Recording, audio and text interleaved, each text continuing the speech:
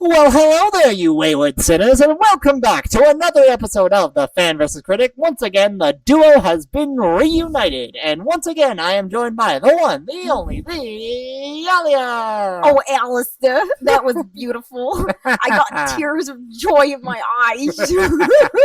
I'm loving this way too much. Hey, what's going on, guys? Welcome back to Ani-mity. Welcome back to Fan vs. Critic, and welcome to a very much long-awaited video here. As I said, I'm once again joined by Alia. We're finally in person again. Yes, hello everyone. We are back. We are back and better than ever with brand new mics, brand new setup, and we are, and a new layout. Also, we're sitting on the floor. As God it's intended, really honestly. Great. Yes, it's truly iconic. Yes, it is. But we are in person now. We are, and I think this is our first in-person Fan vs. Critic in like a year. Has it actually been a year? I think. No, honestly, more than a year. What was the last? I think 2 years. What was the last Fan vs. Critic? Well, the last one we did was a Toy Story one. Well, yeah, but that was but that was online, yeah, then I think it was it might have been the Ninja or the Love Triangle one. I think might have been our last was that one. actually our last? I think so, and that was literally 2 years ago. Wow. I don't like that. We're moving on. I mean, especially because that was especially because that video. I mean, that video was so fun to record, but also that was the most. We were very delirious in that video. I remember very vividly. I mean, listen, I love the energy of that video. That was just so fucking great. And it was. And listen, hey, I'm hoping to re-achieve that today because today we are talking about the Hell's greatest TV series, 2 of them actually. With Hazbin Hotel and Hell of a Boss. Yes, we are. Yeah. And I was just thinking of Hell's Greatest Dad, but it's actually Hazbin Hotel and Hell of a Boss. Yeah, I mean, it's like, look, like you could use some help from the. And then that's Hell of a Boss, and then Hazbin is who has been here since day one. Pretty much, because it was Hazbin first that came out, right? Mm-hmm. Yes. I don't know why, because of the fact that Helva has gone on for so much longer, I'm always like, oh, that was the first show that came out. And it's also because that in the pilot we see Blitz, so it's kind of like, I always said oh, was Blitz always an established character, all that other kind of, Yeah. All that other fun stuff that happens with. A lot of fun crossover stuff we will dive into, which I want to see very badly more. Oh yes, yes we do. Yep. But in the meantime, I guess we'll start this off as we usually do. I guess going into what it was for us. Yeah. Well, first of all, I want to say you can't see it because we're cartoons. Yep. But I am wearing my Alistair shirt, and it looks awesome. Thank you. It's from the pilot when he sings his reprise with the neon colors for the viewers at home. It's like "You have a dream." Exactly. And I also want to say that I bought this shirt in 2019. This is pre-COVID. Oh yeah, that was pre-COVID, right? Yes, that was 7 years. Wait. Yeah, that was 7 years ago. Wow. Yeah, because literally that was 7 years ago. Yeah, because I was in high school. I was sure husband was out then, and I didn't actually get into it. Wow. Yeah. So I guess I'll go first with the how or why. Because you were also the first one into it. Exactly, and it's kind of a funny story how you got into it. But I got into it, I think it was 2018 when I got into it, which I was a junior in high school, and I don't even know how I found it, because at that point they just had not even a trailer, a teaser on YouTube, and it was really small back then, it wasn't the big show it is today. It was indie YouTube animation, and FvC Pop was still doing concept art and demos and stuff, and I just randomly came across it in very early pre-production, and I don't even know why I stuck around. I was just this looks cool, and then I waited for the pilot, and then it came out in 2019. And I remember watching the pilot in high school, on the floor, we are now. So that's kind of iconic. I mean, this is just such a high school vibe, kind of thing to do. It honestly is, and it's great. But yeah, I watched the pilot 2019 the day it aired in the hallway of my high school. And it was great. That is brave, I will say. That is quite brave, yeah. if I do say so No, myself. Literally on the floor, and it was a really fun time. And at that point, no one really knew if the show was going to get picked up, if they were going to make any more of it, because again, it was still independent animation, for those who don't know, which I assume everyone watching would know. I'd hope they would. I think this is a film channel kind of. Now you know. Yep. And then, like, half a year later, not Poison, the Addict music video came out, which was so good, and that was like the only other content really for everything. And then Hell of a Boss dropped a few months later. So Hell of a Boss it did kind of coincide with Hazbin, like they were kind of releasing around the same time. But there wasn't really, like, you know, concept art or pre-production for Helva. I don't feel like it kind of just dropped randomly, and I was like, "What is this?"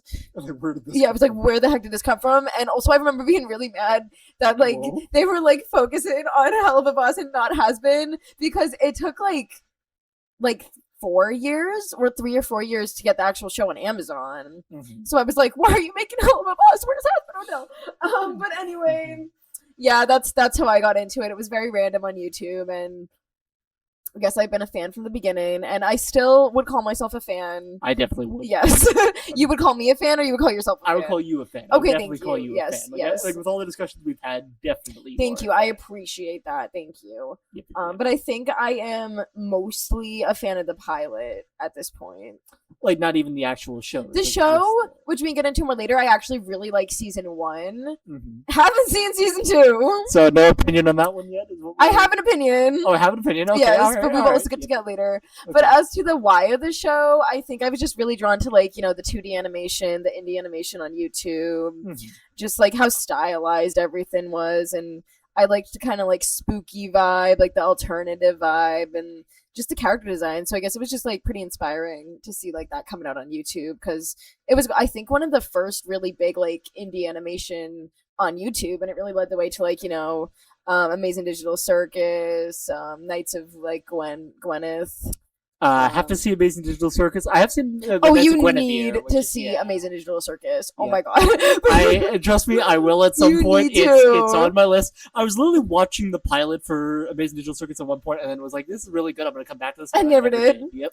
That's okay. You will. So, yep. I believe in you. I'm mostly waiting for the show to finish. That way, it's going to finish in June or July. Yeah. So literally, you can watch it after that. So I will plan to. That's yes. definitely on the docket for me to do so. But like, no, I definitely can see that. I mean, especially, again, I can speak to Knights of Gwyneth because I have seen that. But like, exactly, there is something special that happens in that regard. I will definitely. Yeah, it definitely started a kind of a whole movement, and I don't want to say it was like the only thing that started. Oh, of course. You know, because like people have obviously been making animations and stuff on YouTube for like years since the beginning, but I feel like it worked. Exactly. Like it really took off, and it kind of gave people more respect, I feel like, for like YouTube. Oh, stuff. Definitely, yeah. Yeah. But anyway, that's my how and why. And then I'm curious to hear yours, because I was there for yours. You have, I mean, you were. It's like well, actually, I mean, technically, yes, and also no. I was in the backseat of that car with you. No, you were. No, like, I'll explain what I mean by that, because there is a part of this piece which I never actually told you guys. Oh, funny thing. Okay. So, I remember, I think the first time I ever heard about either show, like Helva or Hazbin, was actually from the Anime Club back when I was in college. But the thing is, like with the Amazing Digital Circus, it's one of those, like, I heard of it and then I never actually saw anything for it. Like, I think my friend tried explaining to me the order of like how you're supposed to watch them, and then I completely forgot and disregarded everything that they told me when they did. But then it was like I'd heard a lot of things about it, and I was afraid of it being another. So for those of you who don't know, I've consumed a lot of Rooster Teeth stuff in my time, and I consumed Red vs. Blue, and I consumed, like, I think Camp for like a little bit. I don't mind when a show is like swearing and cursing and a lot of that other kind of stuff, but sometimes it is like a little bit off-putting. And for me, with Red vs. Blue, it was off-putting for me at first. That's fair. Yeah, and I'd say, like, with Hazbin, when I heard that's kind of the vibe it was, I was like, am I really going to enjoy this? Is this really going to be the show for me? So I shelved it for a very, very long time. And like, not your top priority, kind of. Exactly, yeah. So it stayed on the shelf for a while, and then, yes, then we were in LA, we were in our buddy Isaiah's car. Shout out Isaiah! Yep, shout out to the boy! So we were all in the car together, and it was Thank You and Goodnight that he was playing. It wasn't even an official song from Hazbin Hotel. It was the voice actors made the video. The original voice actors made a song, like, basically thanking the fans because they, for lack of a better word, were like replaced in the Amazon show. So, like, not even an official song. Yeah, I mean, I mean, it's a great song. I love it. I'm gonna say, I mean, in my heart, it'll always be like a part of the lifeblood of Hazbin in some people. I mean, like Gabriel Brown or Gabriel Brown or Black Griffin will always be a part of the lifeblood of Hazbin Hotel. I think like no matter what happens, like even if his songs are not necessarily canon to the story, in my heart they always will be, and they'll always be a part of like the ecosystem of Hazbin, if that makes sense. Like definitely. I think I did a ranking video of Hazbin Season 1, and I did a version of it without the Gabriel Brown songs originally, and I was like, that doesn't feel right. And then I put them in, and I was like, okay, now that feels complete. Nice. So, and especially because, I mean, like, it is because of that song, and I guess, like, the song itself is really, really good, but then there is something that, like, the sentimental nature of it that it really played to for me, of kind of like, this was their last big hurrah, this was their last, like, their big goodbye to the fandom and that kind of thing, and I really thought that was sweet the way they did that. We may be monsters, creeps, and killers, but we'll miss you just the same. Don't be sad. Look in eternity and fire and constant torture, fire and pain. Because there was love and joy and laughter. Who cares if it's wrong or right? We had so much fun, so thank you and good night. I love the song so much. I think like it was either that or A Million Miles Away from Belle that I said like that's gonna be the song I end the channel on. That would be such a bop of a way to end. Yeah, I remember. I think we were going to go like get pasta with our other friend in LA. I think that we were meeting up with John. Shout out to John from the Top 3 video and OG. Absolutely OG. I mean the original, like the first time I ever did a video like with guests. The squad, yes. But I remember, I think we were driving to that, and Isaiah was playing it on the radio, and then you just heard it, and then I like looked over, and you were like just listening to it on your phone, like again, like on loop. Baby, on loop. Yes, and that was literally your like not introduction, but like kind of the thing that really got you to be like, okay, I'm gonna watch it now, right? Pretty much, yeah. Like, and I'm trying to remember. It was like so. Definitely, that song was like a big part of why I want to get into it. And then I think I'm trying to remember if either you and I watched the pilot and Addict together, and then I did watch the rest of it. Yeah, I think we watched it with Isaiah and Adam. I think, like, I know we definitely did watch it. Like, I know we watched it together, but I'm trying to remember. Did I watch it with you guys? And then Isaiah, after I finished Hazbin, showed me 2 minutes notice, or did he show me 2 minutes notice? And then I went into I think if I remember correctly, in LA, after you listened to the song in the car, you kind of went down the wormhole and you listened to a bunch of songs like just randomly. And then I think like you were just sitting in the corner like watching like, as I do. 2 minutes notice, and I was like, Moose, you just have to watch the show at this point. And you were like, okay. I was like, yeah, you're right. Like, I was just listening to so many different songs on loop. No, you were like, I like the song. And then I think I remember showing you Hell's Greatest Dad, like in the kitchen. And then we're like, at this point, man, just watch the show. Yep. And so I did. And I ended up really, really loving like everything that I got to consume for it. I guess there's really no other special story beyond that. I mean, like I binged the entire show like right there on the spot. I caught up because Mastermind came out while we were in LA, right? Yeah, we watched that together, right? We did, yes. Yeah, we did, yeah. So like, because I know like I binged everything up to that. I think everything was out at that point. So like I got up to Apology Tour, and then Ghostfuckers came out at some point, and I watched that. I think Mastermind was the only one that came out when we were in LA. Well, like when you were into it, like one might have come out earlier that Isaiah and I watched like separately. I thought Ghostfuckers also came out when we were in LA. Did it? I think so. Oh wait, was that the Millie one? Yeah, that was the fish guy that got into his head and all that. Oh yes, I think we did watch that one together. Did we? I think. I think that one we might have we watched it separately and then we did come together, but we were in maybe not. I don't know. I remember watching Mastermind together. Yeah, no, we definitely watched Mastermind together. I don't remember I think because I remember watching all of the posters saying like these are the episodes that are going to come out, and then we hadn't seen Ghostfuckers at that point, and I was like, oh, I'm super curious to know what's going to happen in it, and that was when I made the bombshell discovery that, oh my god, Lucifer is one of the 7 deadly sins. Who would have thought? Yes! And Isaiah and I went back and forth like, no, he's not. Yes, he is. No, he's not. And then we just debated that in the ground. Theorizing. Yep. He is! He is, but for whatever reason Isaiah thought he wasn't. He's like, oh no, they're two different characters. Or like, no, I think it was either that or we were debating like Satan and Lucifer being two different characters, and like that was. And then Mastermind, yeah, was like they are. Yep. Yes. So it was something like that. Like I remember like vaguely where I was watching the rest of the episode. Like I don't remember where I was watching the episodes. I remember being like hyped every time a new episode. The shorts 50-50. But when a new episode came out, I was there. Yes, you were like, sad. Yeah.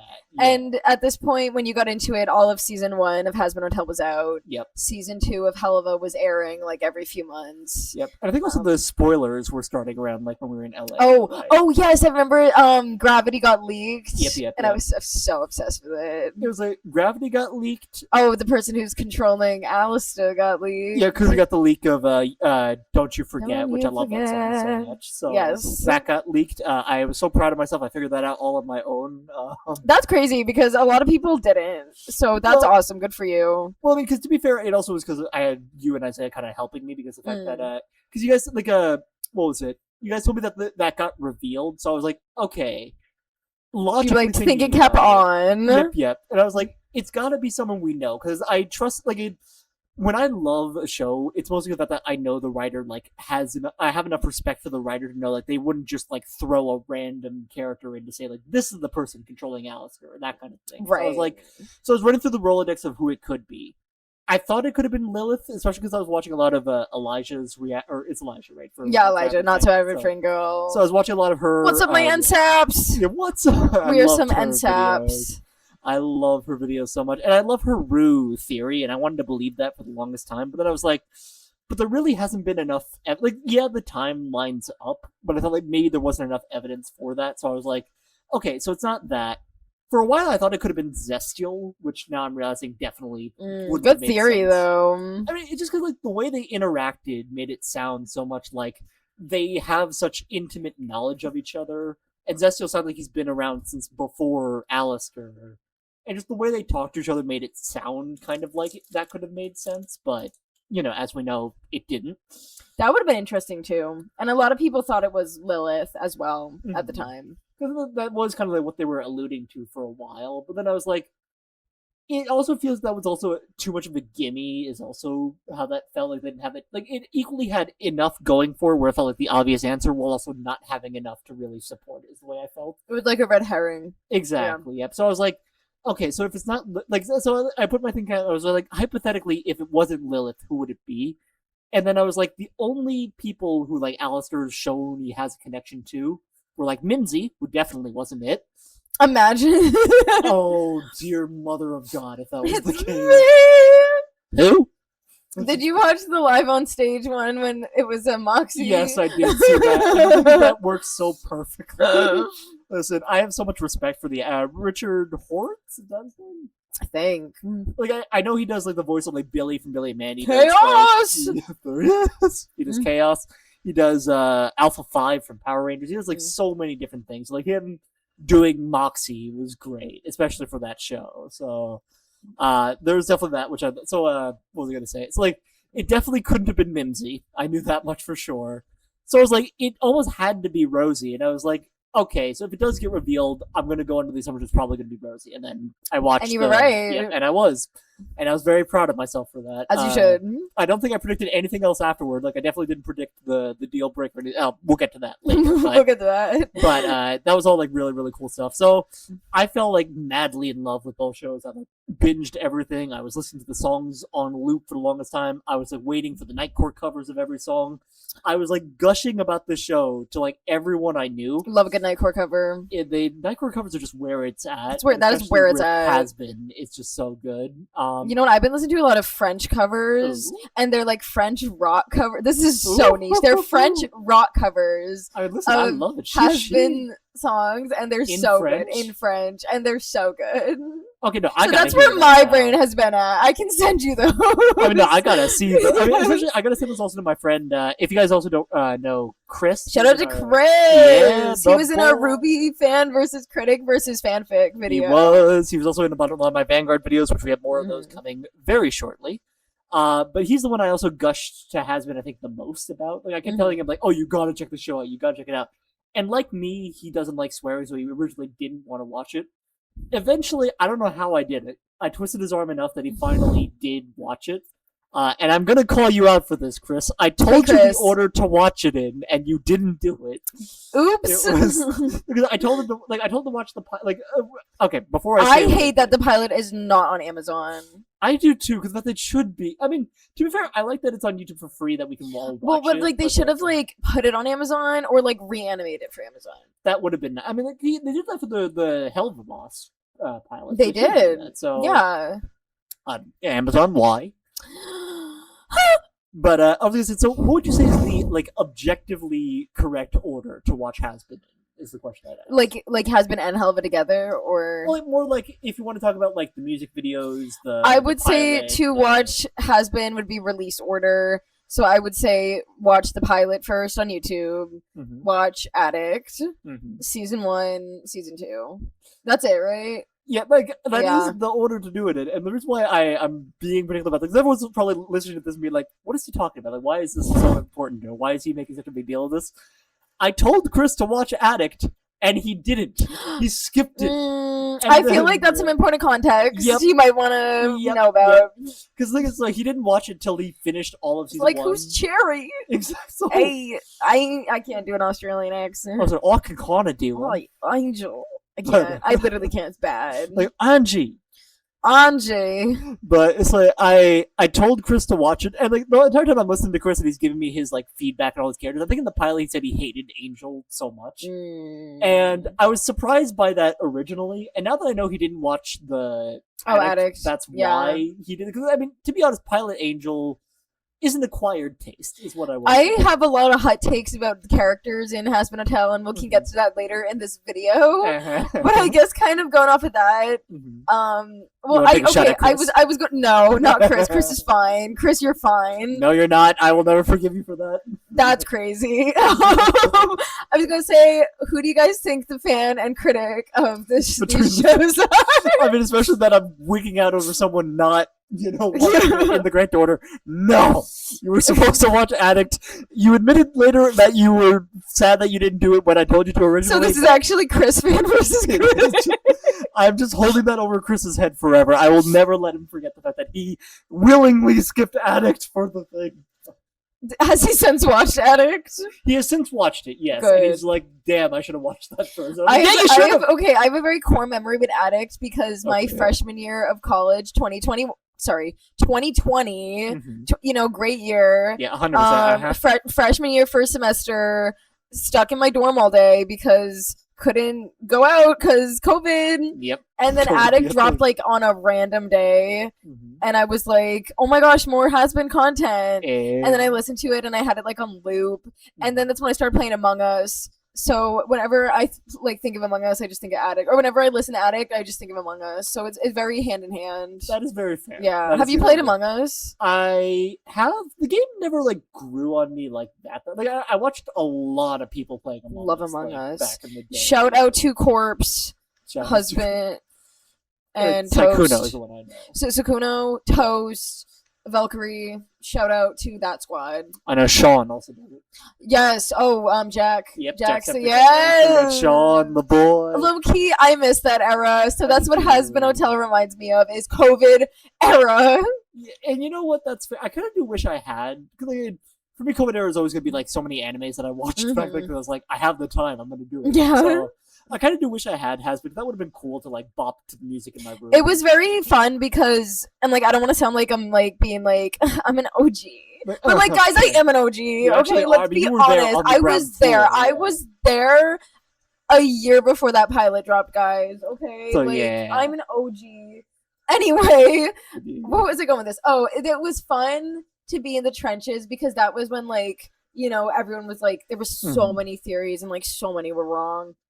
But because at that point no one knew what direction the show was going to take, so then Addict dropped and everyone was just coming up with so many headcanons, and it was a wild time. It was the Wild West. Oh, no, absolutely, yeah. Yeah. I obviously I wasn't a part of that, but I do remember seeing a lot of the theories that did spring from around that time, and it was damn, what a time it would have been. Wait, I also remember I drew a picture of Alistair and put it on my door in college. Yeah. Listen, I love that. That was though. great. I mean, great times. I had like magnets all over mine because after my mom figured out that I was into Hazbin, she got me a bunch of like stuff to like show my. That's family. sweet. Yeah, no, I thank you for that. I can imagine your mom looking up like Hazbin. She didn't find anything that was like particularly compromising. Okay, good. Which honestly surprised me that she somehow avoided that. If this isn't your cue to see that now, Mom.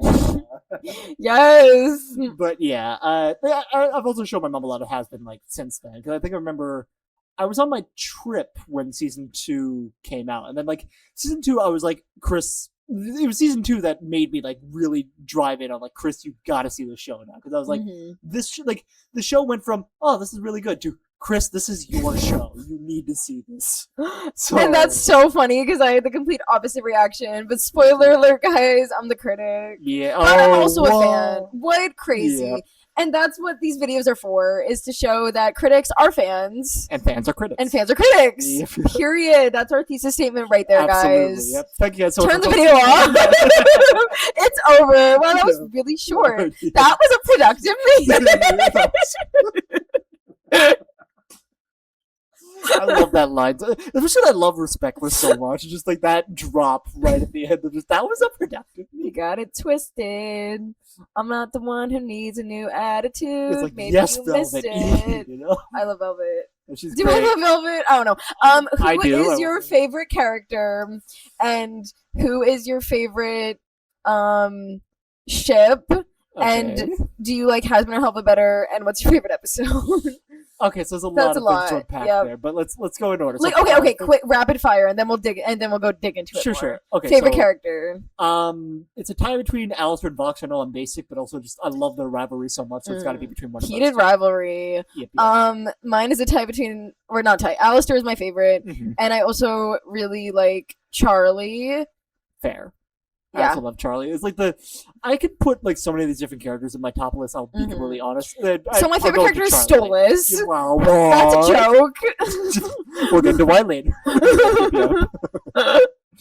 No, but I was saying that I could go into so much about Charlie, and I will get into so much about Charlie later. But yes. Absolutely. Favorite ship? I like Chaggy. Same here. Yeah, agreed on that. Can't go wrong with Chaggy. Favorite Helva or Hazbin? I like Hazbin better. I'd say like it depends on my mood. Definitely, I think like I feel a lot more for Helva, but I do like Hazbin sometimes more. That's fair, especially with season 2. That's so fair. So, and then favorite episode of, I guess, your favorite episode of both. Like pick one from each. Again, that's such a hard question to ask. Like I'm running through like all the episodes in my head, and like the problem is also like some of these episodes I think I like them more just because of the song and like the feel. And that's okay. And anything else. So like, if I had to pick. Probably Mastermind for Helva Boss, and then I need to remember the name of the episode. I know the song from it. I just don't remember the name of the episode. I don't remember the name of the Vox Populi episode. Oh, nice. It's like that episode. Like between Vox Populi and Vox Day, both those songs are like so good, and I'll go into why again, probably later. But yeah, like, I love that episode, especially because it's just like I don't know. I love Lucifer. He's a very, very cool character, but something about him just getting ripped to shreds in that song I thought was really, really hilarious. Cool. But yeah, my favorite episodes of Helva Boss, I like the 2 minutes notice episode. I mean, yeah, the Mammon short. The Mammon one, yeah, whatever that was called. It's like Mammon Spectacular mid-season special. Yep, like that one. Yep, love that episode. Great. My favorite Hazbin episode besides the pilot. I like the one with Hell's Greatest Dad and More Than Anything in it from season 1. Awesome. That song makes me cry every time I hear it. I will say, especially like the little quiver in the voice actor who does Lucifer's voice. Jeremy Jordan. Jeremy Jordan. Thank you. Shout out to Jeremy Jordan. Shout out. Like Jeremy. I almost met Jeremy Jordan. Did you actually? Yeah. Oh right, no, you did tell me this. You did tell me that. Yes, yes. I do remember that. We're in Disney World right now. We are. It's so cool. Yep. Sometimes. Anyway. That's for another video. That really is for another Disney video. College Program fan versus critic. I mean, honestly, I could do a whole fan versus critic just on that. But what do we call it? So yeah, with where was my brain going? It's with like the little quiver that Jeremy does when he does that song, like the took you a while I miss that smile. Like that makes me All cry. that I'm hoping. I love that song so much. Like just like I'm a sucker for a bunch. Like, oh wait, there's a favorite bunch of song. things for- Yeah, favorite song. Okay, I'll get to that in a second. I was gonna say. Yeah, finish your train of thought. It probably is actually more than anything now that I think about it. Because like, just that song gets such a reaction out of me every time. Like I said, I cry every time I hear that song. Like, So good. Every time, like I'll sing that song to myself. I'll just be vibing to that song. Just like there's something. Like, I love a good romantic song. Like Easy is another song I'd probably put up there Easy's as great. like one of my favorite songs. But like something about like the daddy daughter like energy with that. It's so cute. It is. Like, and I really love that. Like it. I'm sad that we don't have that same energy. Oh, friend, can you just... Oh. But anyway, sorry, there was just a bug right next to me, and I'm just like, could you just get away from me? Wait, I need to turn him around. He's on his back. Sorry, buddy, come on. What are you? Okay, he's alive. Is he alive? We have an intruder. Alrighty. Anyway. So like the energy is that, and I kind of do wish we had that with the reprise of More Than Anything, but it just nothing's gonna top the daddy daughter duet of Lucifer and Charlie. Like that was just such a beautiful song. That's so fair. I think I have a few favorite songs. I really like. Break it down. Stayed Gone. Stayed Gone is great. Yep. I really like the Heaven, not Welcome to Heaven. I mean, Welcome to Heaven. Oh. I do like that song because I love Darren Criss. Yeah, okay, fair. If you know Darren Criss. I don't think is he what's his name? Michael? He's is it what's his not Abel? No, that was Patrick Stump who did that. St. Peter. St. Peter. That's his name. St. Yep. Peter. I love Darren Criss. Yep, you got it. There you go. Love that man. The other one, what's it called? Oh, you didn't know? You didn't know. That was that's the only other song in that one. I was just that like one. I love like just the whole like when like there's multiple characters. Yeah. Who sing. I really like that. I mean, that is great for me. I'd also say I just love when a villain song gets a callback and it's turned against. Oh, Hell is Forever! I love a good reprise. I love a good reprise. And then Gravity. Yep, I mean Gravity. Can't go wrong with Gravity. I love Gravity. You know what? Gravity number one. Really? And you know what, guys? I am a lute defender. Honestly, so am I. I was gonna say that well, I mean, how do you define defender? Okay, well, right, maybe we should get into this later. Yeah. I feel like we need to build our way up to this, because that's a lot. There's a lot. There's a lot. I do love Lute as a character. I mean, her design is great. Her character, I think, is amazing. I've loved every interaction she's had in the show. Usually, I'm a big fan of. Yeah. Usually. But it's also good. Like, I want to say, like, I do sometimes agree with the fan critique of like, oh, Lute was underutilized in season 2. I'm like, I mean, give it some time. She's gonna get her chance. Let it cook. Yeah, let it cook. Yeah, really fun. Yeah, big Lute fan, big Gravity fan. Big fan. Did we mention also our favorite ships for Helva? Should we mention? I mean, yeah. Do you have one for Helva? Now I'm thinking. I'm like, So my favorite ship from Helva is Blitz and Stolas. Totally, yes. They're my OTP. I believe I love Stolas. I don't even know the ship name. No, guys. I am a very avid hater of our beloved Stolas. Yeah. So that's a big thing. That is a big point of this video. We will get into. I guess Moxie and Millie. Is that just like there's no other option? There's no other option for me. Like, I'm trying to think who are the other ships. I said there's one other ship which if you had seen the short, I wonder if you would have picked that maybe. But I'm assuming also probably not. I did not see the short. Of course, no, I wouldn't have. Who was the ship? Bigfoot and a random delivery guy. Oh, what? Okay, so. Spoiler alert, I guess, pretty much for this, but also, Viv, this is also kind of your fault for spoiling this. So, in the most recent, I think this is the most recent short of Hell of a Boss, we got Bigfoot voiced by Tom Kenny. Oh, yes, you did tell me that SpongeBob was going to make an appearance. So, I didn't know this until I watched Danny Mata. Shout out to our fellow Ithaca alum. And Danny, we met. You know what? So many people we've mentioned this video. Yep. I feel like we've seen, or I've seen in person. Least, yeah. Darren, Chris, Danny. Wait, Danny's not. Do you want to explain who Danny is? I mean, he's an Ithaca alum. He does a bunch of videos. He's part of like every project I'd ever dream of being a part of one day in my life. You know? He's just a really cool guy. I could leave it at that pretty much. I think the rest of his videos kind of speak for himself. But I'll say, so Danny did a reaction for the video, and we got to the end of the episode where the big twist that happens in that episode is it's not the big secret that Bigfoot has been hiding is not the fact that he is Bigfoot. It's the fact that he and the random delivery person we meet at the very beginning of the episode are secretly in love. And they make out right at the end of the episode. That really sounds great. Actually, you know. That sounded really sarcastic. No, that's great. I mean, you know, I love that for Bigfoot. Yeah. So, I was gonna say, I fear we've lost the plot, but I love that. I mean, Bigfoot. You know, I was gonna say like, but the funny thing with that is that everyone knew that was gonna happen before the episode dropped because when the episode dropped, Viv showed on the merch store pins of the two of them making out. Oh, so wow. Viv, you ruined it. Spoilers. Yeah. Spoilers. That's awkward. Yeah. That's why I thought like if anything you might have gone for that just because Tom. Yeah, so that's actually my favorite ship. Just because of Tom Kenny. Yeah. You say so. Yeah. There you go. Yeah, okay. I did not meet Tom Kenny. It's really sad. Listen, never say never. It can still happen. I know. I will never say never. It will happen. It will. 100%. It will. I was gonna say I do love Stolas as a character. Surprisingly, Stolitz is not my favorite ship. I will say. Okay. Which also that's news to me.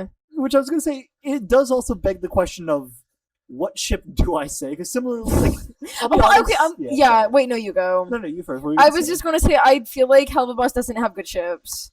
Honestly, I would agree to that because it's like, what do we call it? Actually, no. Okay, there's one ship I do like. It's B and Vortex. Oh, yeah. I love B. I wish he was in it more. That would be great. Yeah, honestly. That would be really great. There's like either B, Vortex, Verostica, and Blitz, I think might have worked out in another world. You know what? Okay, I'm going to say something crazy. I like Verostica and Blitz better than Stolas and Blitz. Honestly, and everyone can come for me if they want, but... I can agree with that. Honestly, I'm with you on that one. A slay. Thank you. Verostica, I love Verostica. I met her voice actress. Christina V. Miraculous Ladybug. And I love her. That's only one of the characters she does that I know. I'm like, nope, that's the only one. Yeah. Yes. She's Sailor Mars. Yeah, I need to see Sailor... Well, I mean, I say I need to with like the biggest air quotes attached to that possible of Sailor Moon. Yes. You know? As a Sailor Moon fan, big air quotes. I am a Sailor... This is for another video. I like the manga. I do not like either show. And that's a hot take. That's fair. I mean... I don't think Sailor Moon has any good adaptations. At least yet, because I'm sure that they'll probably readapt Sailor Moon at some point. They've tried. They could try again. Yes. They're doing that with Dragon Ball as we speak. Oh boy! So you know, there's no such thing as too many remakes of any show. Is what I've learned. Harry Potter. I mean, you know. Did you see the trailer? I did see the trailer, and honestly, I actually am excited. It looks so good. It does. It looks so good. I'm so hyped. Okay, anyway, we're getting sidetracked. I mean, as we tend to go do. Watch our Harry Potter fan versus critic. Absolutely. Was that a fan versus critic, or was that more of a discussion? I guess that was kind of more of a discussion. I'm definitely still am. Not educated enough in Harry Potter to like really have a stance. It's kind of like we both went at it with like a sense of love for it, while also kind of recognizing the state it kind of had. Like, so we were both like fan and critic. Kind of, yeah. Definitely, I think more so you, and I just kind of like bounced off of what you said for that. But yeah, definitely. But yeah, so either way, check that out. Definitely a great video there. Criminally underviewed, I will say. Yes, guys, come on. But yeah, so it's also funny. I'm thinking like in Helvibos, there's so many ships where the characters have no names, and I like them more than the actual like main ship. I like the they probably have names. I don't remember the girl who the teacher and then the murder wife. Oh, you know they do have names. I don't remember their names, but I do. They do. Sally. No, wait, that's Millie's sister. Sally. Yeah. Sally Mae. I like Sally Mae. Helvibos has like really good characters that they underutilize. I would agree to that. Yeah, like it's like again, it's just me like I think like in Apology Tour, there's this one couple which I only remember because of Elijah's reactions. Was that the teacher and? No, it wasn't. Oh. It wasn't that. It was at Veroska's party. It's like just when they're doing Over You, Blitz is going down the stairs and he like looks over and he sees like a couple. They just knocked down a piñata. And then Iconic. The two of them just like kiss, and it was really, really cute. And Elijah made a lot of reactions to that. Shout out to like, Elijah. You know I'm here for it. That ship would have been great to see. Like, it would have been great. So, like anything but the main ship. Truly, how I feel. Yeah. So I guess should I just kind of like really quickly like lay bare my thoughts? Yeah. On peel a Band-Aid. Let's do this. Okay. I'm gonna. Oh boy, I don't even know where to begin. I guess the main thoughts. I'm just gonna say an outline of the main thoughts that I want to talk about in this video from a critic standpoint. Because once again, this is coming from someone who like really liked the idea of the show, and like I was really excited to see where the show went. And in my opinion, I don't think they executed. And I'm mostly talking about Hazbin. I don't really care about Hell of a Boss. I'm going to be honest. Okay. Like, for Hell of a Boss, I've accepted I am not the target audience of that show, and I never was. And, like, I do enjoy some aspects of it, but it's, like, not something I'm, like, really, like, engaged in anymore, you know? Like, I'm like, fair. It's whatever. Like, I recognize, like, you know, the fans, like, you are valid to like it, and that's not an insult, you know what I mean? No, I don't take that. It's just not for me, but I still have a lot of thoughts about that, because I never like felt that emotionally attached to it, because in my head again, I always thought Hell of a Boss was taken away from Hazbin Hotel, because I'm like, why are you spending so much time on this show and not Hazbin Hotel? And then 4 years later, we got Hazbin Hotel season 1. And you know what? That is fair. Because also, like, I don't know. I always looked at like Helva as like it's the show that's keeping the lights on for. Yeah, which I appreciate, and I know like they were like making the deal with Amazon, and actually producing a show does take up to 4 years, even more. So like, I get they were working on it that whole time. I'm not going to be like, I need an episode every month. Where's my content, or I'm gonna explode. Like some people on the internet. Exactly. Like, I'm not here to like hate on like the craft or like the production, because like you know we learned all about that, right? We did. That's all I'm going to talk about. The main thing I want to talk about throughout this video, I guess for both the shows, I think the overlapping thing is the lost premise, the like how I thought the shows were going to go versus how they actually went, and kind of like the log line of the shows. And how it like diverged from that. And then I also want to talk about Alistair for Hazbin Hotel. I got a lot of thoughts about Alistair. Oh, I'm sure you do. And for Hell of a Boss, I want to talk about Stolas. I have a lot of thoughts about Stolas. And again, I'm here for all. Like, yes, I'm gonna bounce off on every single one because I probably have a lot to say about the same points. Like, I'm not gonna say not to counter them, but like just give my stance on them. You know? Yes. So, what about you? What are the points you really want to cover? I mean, where to begin? Like, where to begin? I mean, like, the Stolas is something that I want to touch on. Charlie is a character that I want to. Like, I'd love to talk about Charlie. Yeah, like Charlie, I can definitely say a lot for. Like, the thing is, I love. Like, I guess you want to start with Charlie then, if that's both. Like, let's start with Charlie. Like, I guess, like, I mean, like, I want to say, like, I guess she's the main character. Yes, you know, and she's a character I don't really have any problems with. Here's the thing: it's like I have problems with her, but that's not a bad thing. Yes, I would agree with that. I'm not a Charlie hater. Yeah, like I'm definitely not a Charlie hater. It's like I understand the frustration that a lot of people, including Elijah, had with Charlie in season 2 with some of her points, but it's also like I like that Charlie is flawed. Like, I like the fact that she's not like, I mean, not that she was untouchable, not that she was like perfect at all in season 1, but like I do like that she has these kind of character flaws that feel very human. Like I agree. Like what do you know about season 2 as far as Charlie? Just out of curiosity. I know she tries to get Angel to get redeemed because she realized that Serpentius got redeemed because he made up for like a sin he did in the human world that got him to hell, and that's how we got to heaven, was kind of like counteracting it in a way. And then she's like, Angel, we gotta figure out what you did bad and undo it. Like, not knowing at the time that was Angel, killing his dad. Killed his dad. Which, like, why were they shocked about? Like, they're in hell. I feel like 90% of the population killed someone. I mean, yeah, but I guess also it's like it takes on a different tone when it's like, oh, it's your family versus like, oh, it's just some random schmo that you ran over by accident. And that's fair.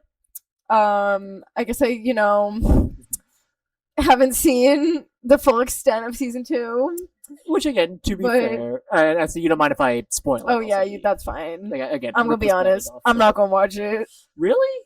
Probably not.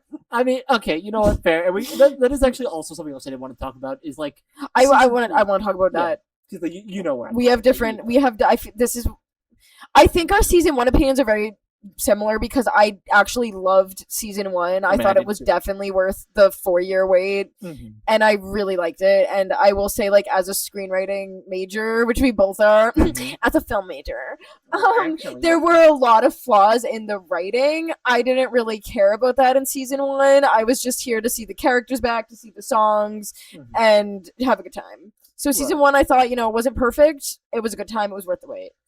I mean, I would agree with that 100%. Yeah. I mean, to be honest, I didn't experience the wait at all, so I mean, I can't really say that. But I mean, like, I loved a lot of things about season. It's like season 1 has a special place in my heart because I had just gotten off of classes when I was watching it, and the person was like talking about how fast paced a lot of things need to be, and like Hazbin wastes no time whatsoever. And it's kind of like a speed run through everything, and like that is a flaw for me for the show.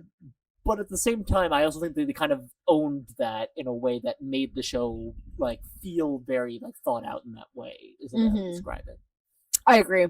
So like, yeah, I have no notes to give like for season 1.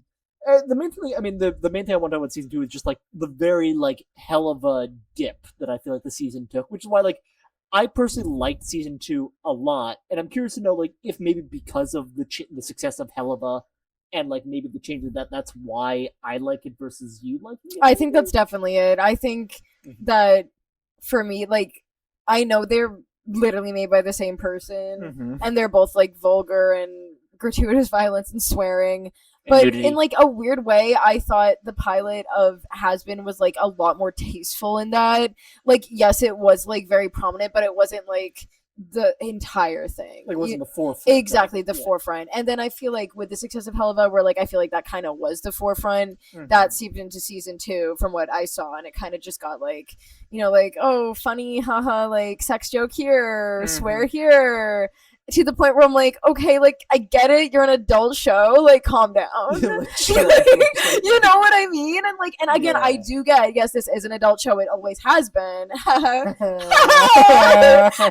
slapper.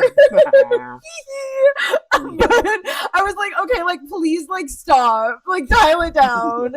And it just got like too much for me. And I only watched the first 2 episodes of season 2, and I was like, this is like already different than season 1. And did you feel the same way? In some degrees, yeah. I don't know. It's like it feels like it took on like an even more like dramatic theatrical thing, which is something that like I always say like Hazbin's always been the musical one. Helava's always been the dramatic like tragedy show between the two. Like both of them are very like Broadway theatrically inspired, and you kind of like feel that in the DNA of both shows. But like I think they say it best of like Helava was never meant to be a musical show. It's just like the songs just kind of happen to work out the way they do when they do. Versus Hazbin, where kind of like the songs kind of are shoehorned into whatever scene they kind of needed to, because that's exactly what they do. Exactly. Yes. But I don't know. It's like I didn't notice Hazbin becoming like Helava, but then I was like, when I sat down to think about it, I was like, maybe some of the things that I like about the season are the same things that I could say I like about Helava, and maybe that's why. Which is totally okay, and like I said before, like I feel like I was never the target audience for Helava. I didn't think I was. Is the thing. It's like, I don't know. It's like, I'm someone who likes hell shows. I'm someone who liked High School DxD, which is a whole other discussion. I still haven't posted any of my reactions to that yet. You should. I should. It's like, they're in the docket. I've meant to upload those forever, and then after we didn't, like, spoiler alert, we didn't finish the season, but unfortunately. After that, I mean, and again, that's fair. It's a show that's very near and dear to my heart. Like with Hazbin Helava, it has its flaws. I know it does. I don't know necessarily. Again, it's like I don't know if I'm the target audience or if it's just I have a higher tolerance for it because of that I'm willing to overlook it. Or what the case may be. And that's fair, and that's like not like a bad thing at Of all. course, no. And I'm not saying right, yeah, and like in the either way, opposite like direction, exactly, like whichever way you lean. Again, like I don't think you're like the worst person in the world for enjoying Helluva Boss season 2 or DxD exactly. Like I like problematic stuff. Like it's fine. Like if you also like if you enjoy something and it has flaws, you don't have to be like, oh, I like this, even though like it's problematic. You know what I mean? Like some stuff where like yes, it's problematic. Like whatever, you can enjoy it. You don't need to like explain yourself every time. You know what I mean? I mean, I always felt like I had because why like I and never like me too. But it's like we shouldn't have to. Yeah, like I do wish the world would be like a better place like about that. It's like it's why I never tell anyone that I'm a fan of DxD because it's kind of like I feel like every time I do, I kind of have to sit down and be like, okay, it's not for the reasons you think it is, and then like go through the whole thing and be like, I roll my eyes and scoff at every bit of fan service that's in DxD like everyone else, and I just kind of have to like. It's hard, but like I have to have that like separation of the two when I'm watching it, and I'm able to have that separation, thankfully. Yeah. But like a lot of people don't seem to really have the ability to wrap their head around that as a concept. Is the problem. Yeah, and I totally get that, and that's hard as a fan sometimes for like, definitely, yeah. Especially if you're recommending someone to something, and you're like, so like it's good, but it's also like horrible. And I'm not talking about like DxD, I'm talking about just like in general. And then people are like, okay. Yeah, but that was kind of like I was dooming DxD from the start with being like, yeah, you're probably not gonna like this. No, that's funny. Where was I going with this? Okay. Yeah, sorry. No, so you have something to say? No, I was gonna say I was gonna try to remind us where we were. Yeah, you already got. I was gonna say that was kind of where I was with season 1 of Hazbin Hotel. Is I was like, yes, it's very flawed. I'm not gonna focus on the flaws. I like it, and that's it. Period. Full stop. With season 2, what I saw, I was like, I'm kind of just done. Yeah, which again, I think is completely fair. I mean, like, I have a lot of things I could say about season 2 that I really, really loved, which, like, I think from the discussions we've had, isn't enough to, like, swing you. I mean, I think I've, like, accepted I'm just not going to like it, and that's okay. And I guess, like, what did you like about season 2? And then I'll say what I didn't like about which I do know, like, the majority that happens in season 2. And the main thing that it kind of stems from Charlie and Alistair, which I will touch on later, which are my 2 favorite characters. Of course. Yeah. Yes, a little biased, but anyway, what did you like about season 2? So, like, I guess the number one thing I liked about it was Vox. I will say, like, that's like one of the big is the one thing I didn't like about it. So like we're sad. We're set on that already. But like, it's the I don't know, cause I like Vox never felt like a real villain in season 1. Like, kind of felt like he was like he existed. He was definitely like something to consider, but he never felt like he was an actual like villain or presence in the show, which was something I always critiqued season 1 for. So season 2, when they said like the V's are going to be like the main focus, they're going to be the antagonist of the season, and that Vox is going to be like the head of it, I was like, yes, this is exactly what I wanted from season 1. So I was very excited and kind of nervous to see where that was going to go. And I could say, in my opinion at least, they definitely didn't disappoint. Like, I liked the reveal of Vox's character over the season. I liked his ambitions. Ultimately, I also just loved his presence. Like, he's one of those characters that, again, while I will never approve of anything that Vox did or that kind of thing, damn did I really like his scenes. And, like, especially, like, with Vox Day and Vox Populi. Like, I don't want to say, like, necessarily, I think we've also confirmed I'm kind of part of sheep mentality of sorts, of just, like, with Vox's just energy and the way that he goes about like getting people to be on board what he says, like I didn't agree with anything he said, but like I felt the terror of you're Vox, like yes sir. Well, I mean, not even so much yes sir, but like in Vox Day especially, there's a scene where he's like floating and he's got like the lights on him, and like I don't know if he was hypnotizing everyone in that scene, but it kind of did feel like he might have been. But I felt scared of Vox, like genuinely in that moment, and I was like, "Oh fuck, he's going to kill people." Yeah. So like, I love that they finally made Vox feel like an actual threat, all the way to his dying breath, or not dying. I was gonna say he died. Well.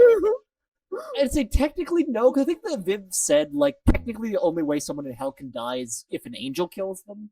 But like Vox gets his head ripped off, and I think his screen turns off. So R.I.P. man, as you will. Yeah. So like as far as I know, like I know they also said Vox is like not out of commission yet, but at the same time, I'm really struggling to see how they're like. I'm sure there is something Viv has in mind. It's going to be great, but like as it stands right now, I don't see it. Season 3, Charlie redeems Vox.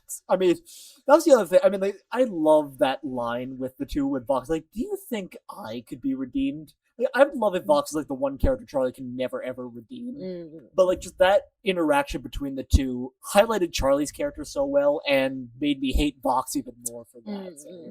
And that's interesting because, like, that's actually that part you just said where he's like, do you think I could be redeemed, is actually more of what I wanted to see.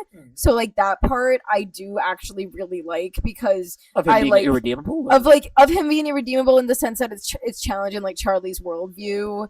Because, like, there are some people in hell that, like, can literally are terrible people, and Charlie, I feel like she understands that, but also like that's a good thing for it to give to her character to be like, listen, like not everyone can or should be redeemed or wants to be redeemed. Yeah, which so, should like, be recognized at least. Yeah, so like that's a good angle, and I appreciate they did that. I don't know like everything they did with that. I mean, I could tell you what they do with that. What do they do with that? I mean, like, I guess they do. You want to shift more into like focusing on Charlie with this? There's a lot of stuff. Yes, and then I also want to talk about Vox too. So I will give you or if you want to take the floor with talking about Vox. I guess talk like, about Charlie, like a lot of stuff. Yeah, I guess quickly for like my opinion about Vox is like I feel like with like everyone has like, you know, a character they really like or like certain characters you like, and like some people just like don't like them. So I guess like the example, like when I said I had like a hot take on characters with like Angel Dust, I like him, but I've never been like, oh my god, I love him. You know what I mean? Yeah, which I mean, I don't right? Either. It's like I feel bad for him. I'm always like, stop abusing him. But yes, also, like, but like I would say that for any character. Exactly, and like some people are like, you know, they love him, they're obsessed with him, and that's no hate to you at all. No shade. You know, that's me with like Alistair, and some people hate Alistair. That's fine. And I guess that's kind of how I feel about Vox. I was like, I genuinely don't care about you. So like my problem with season 2 is I think they focused too much on characters I didn't care about. So this is about me, right? This isn't necessarily like about the show. This is me. I got you. Okay, and that's kind of where we're divergent. Is like you're like, I like this character. I like what they're doing with him. You're excited to see what they do with him. So that's why you enjoyed season 2.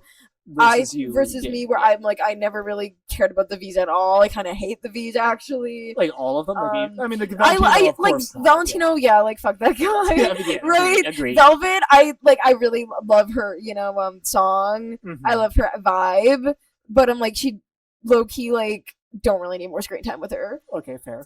Vox. Really don't have an opinion on. I'm gonna be honest. Well, I mean, but it's also because of like, I mean, I also am curious to know, like, is the not having an opinion on him mostly from like season 1 of it? Because like, I mean, it's mostly just like I'm like, he's literally just a walking TV man, and I don't care about which is him. true. And like, I know he does have a backstory and like his screen like backstory with Alistair. Yeah. I'm like, I just don't care. I don't care to know your backstory. I don't care about you.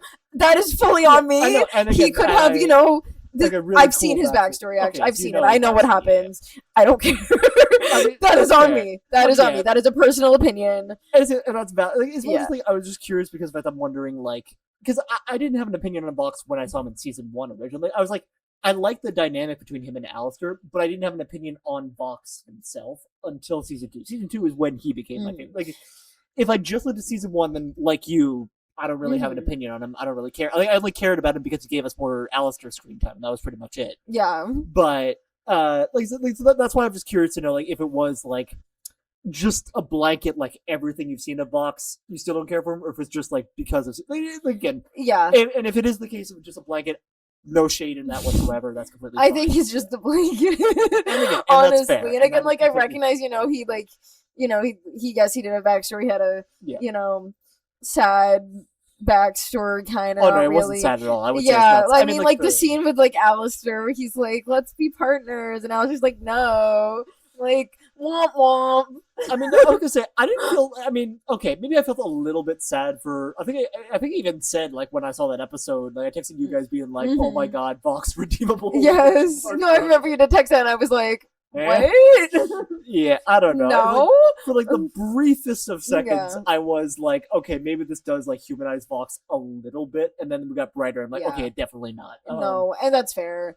And it's just, I'm like, I think the show gave too much screen time to the V's, and I know they're the main antagonists, but I just feel like they literally got like so much to the point where they were getting more than like Charlie, Vaggie, especially the Chaggy ship, always overshadowed, by the way, in my opinion. They're always, Yeah, you know, no, I would agree and I'm with like, that, bro, what are we unfortunately. doing? This is your main character? Yeah, and I mean, again, I can go into like a whole lot of stuff about Charlie and like my opinions on Yes. how they've handled her as a character, and I definitely do think there are things they could have done like much better. Yeah, like I wish I. Mhm. First of all, I wish there was more than like 8 or 10 episodes a season. Yeah, that would also bring help back the a lot. 24 episode count. Please. Where did that go? It went to free run. No, yes, like literally, anime's doing it right. Give Mhm. me a 40 episode season. Please. Because Hazbin Hotel is a show I want filler for. Mhm. And I like filler. I think we've talked about filler before. We have a little bit, yeah. And I feel like Hazbin, in my mind, from the pilot, I was like, this show is going to be about Charlie, kind of an episodic, you know, quote unquote monster of the week, where like every kind of, week, yeah. like someone comes to the hotel, we see her try to help them, they go to heaven or not, kind of thing. And like some, yeah, That's kind of the vibe I wanted to see from the show. And then since season 1, we haven't gotten we haven't gotten that. Like, we literally haven't. It's been like, oh, the angels are coming to kill everyone. And then I'm like, okay, so why does she want to send people to heaven again if heaven sucks? Like, so you kind of just destroyed your whole premise. I guess a little bit. Now that I think, I don't know, because heaven is flawed in its own way, but I understand like it still is the ideal of like it's better than being in hell. But As I'd like but to like think. now I feel like the show's gonna end where they're like, we don't need heaven, we just need each other. But like, look at me and tell me I'm wrong. It's gonna end that way. Here's the thing. I mean, especially after Hear My Hope, I'd say you're probably not wrong. But also, like, I don't know. I guess like part of me also would be okay, like, just because of that. I think the someone said that. I think maybe what's his name? He does the songs. I feel really bad. I don't remember. Why am I so bad with names? Black Griffins? No, Sam, the guy from Tombstones. Oh, I don't know his name, but living Yeah, but the guy who does all the songs for fucking both shows. Okay, so skeletons. that guy. Yep. That guy. That guy. I think he said, like, if you really stop to think about if Charlie ever achieves her goal, it's gonna make her like so alone or so isolated. Because if everyone goes to heaven, and Charlie supposedly can't go to, well, I mean, I say she can't ascend to heaven. She can go to heaven with permissions, like she did in the Welcome to Heaven episode. But then ultimately, it just means that she's gonna be alone in hell. Is the way at least that I think they talked about it in that. Yeah, and like I wouldn't have minded if the show got to that way like throughout, like, you know, kind of like that's something they learn. But I just feel like season 1, episode 1, they're like, heaven is actually awful. So then I feel like I'm like, okay, I mean, what's the point of the show? Like, no, they didn't say it, but like, you know, Adam and Lute are there, and like that's our first impression of heaven is Adam and Lute, and I'm like, okay, what's the premise of the show again? Yeah, like, and so then season 1 is about we have to stop heaven from killing us, and then season 2 is about the V's want to go to heaven. I don't even know. So I'm like, when are we going to actually deal with the Hazbin Hotel? Yeah, well, okay, you know that is fair. I mean, I also feel like next season they probably, because I think they said like next season is going to be focused on Valentino, and like each season's going to be yep. Sorry, but like they said like each season's going to be focused on like one of the V's from this point forward. And that's where I draw the line. No. That is not for me. This is where I check out. No. So I think the next one is going to be Val, and then also they're focusing on the Morningstar lineage, is what I heard. Okay, yeah. So, like, I do recognize this is part bad writing. I mean, that with Peace and Love, again, I liked season 1. Mm-hmm. We can objectively recognize when something's not the best writing. We can still enjoy it. Yep. And it's also my own opinion. So, like, maybe, which I have a different one. Yes. So, like, it's very much me. Mm-hmm. That's which is fair. Which is fair. Yes. So that was, like, my thought process. Mm-hmm. Yes.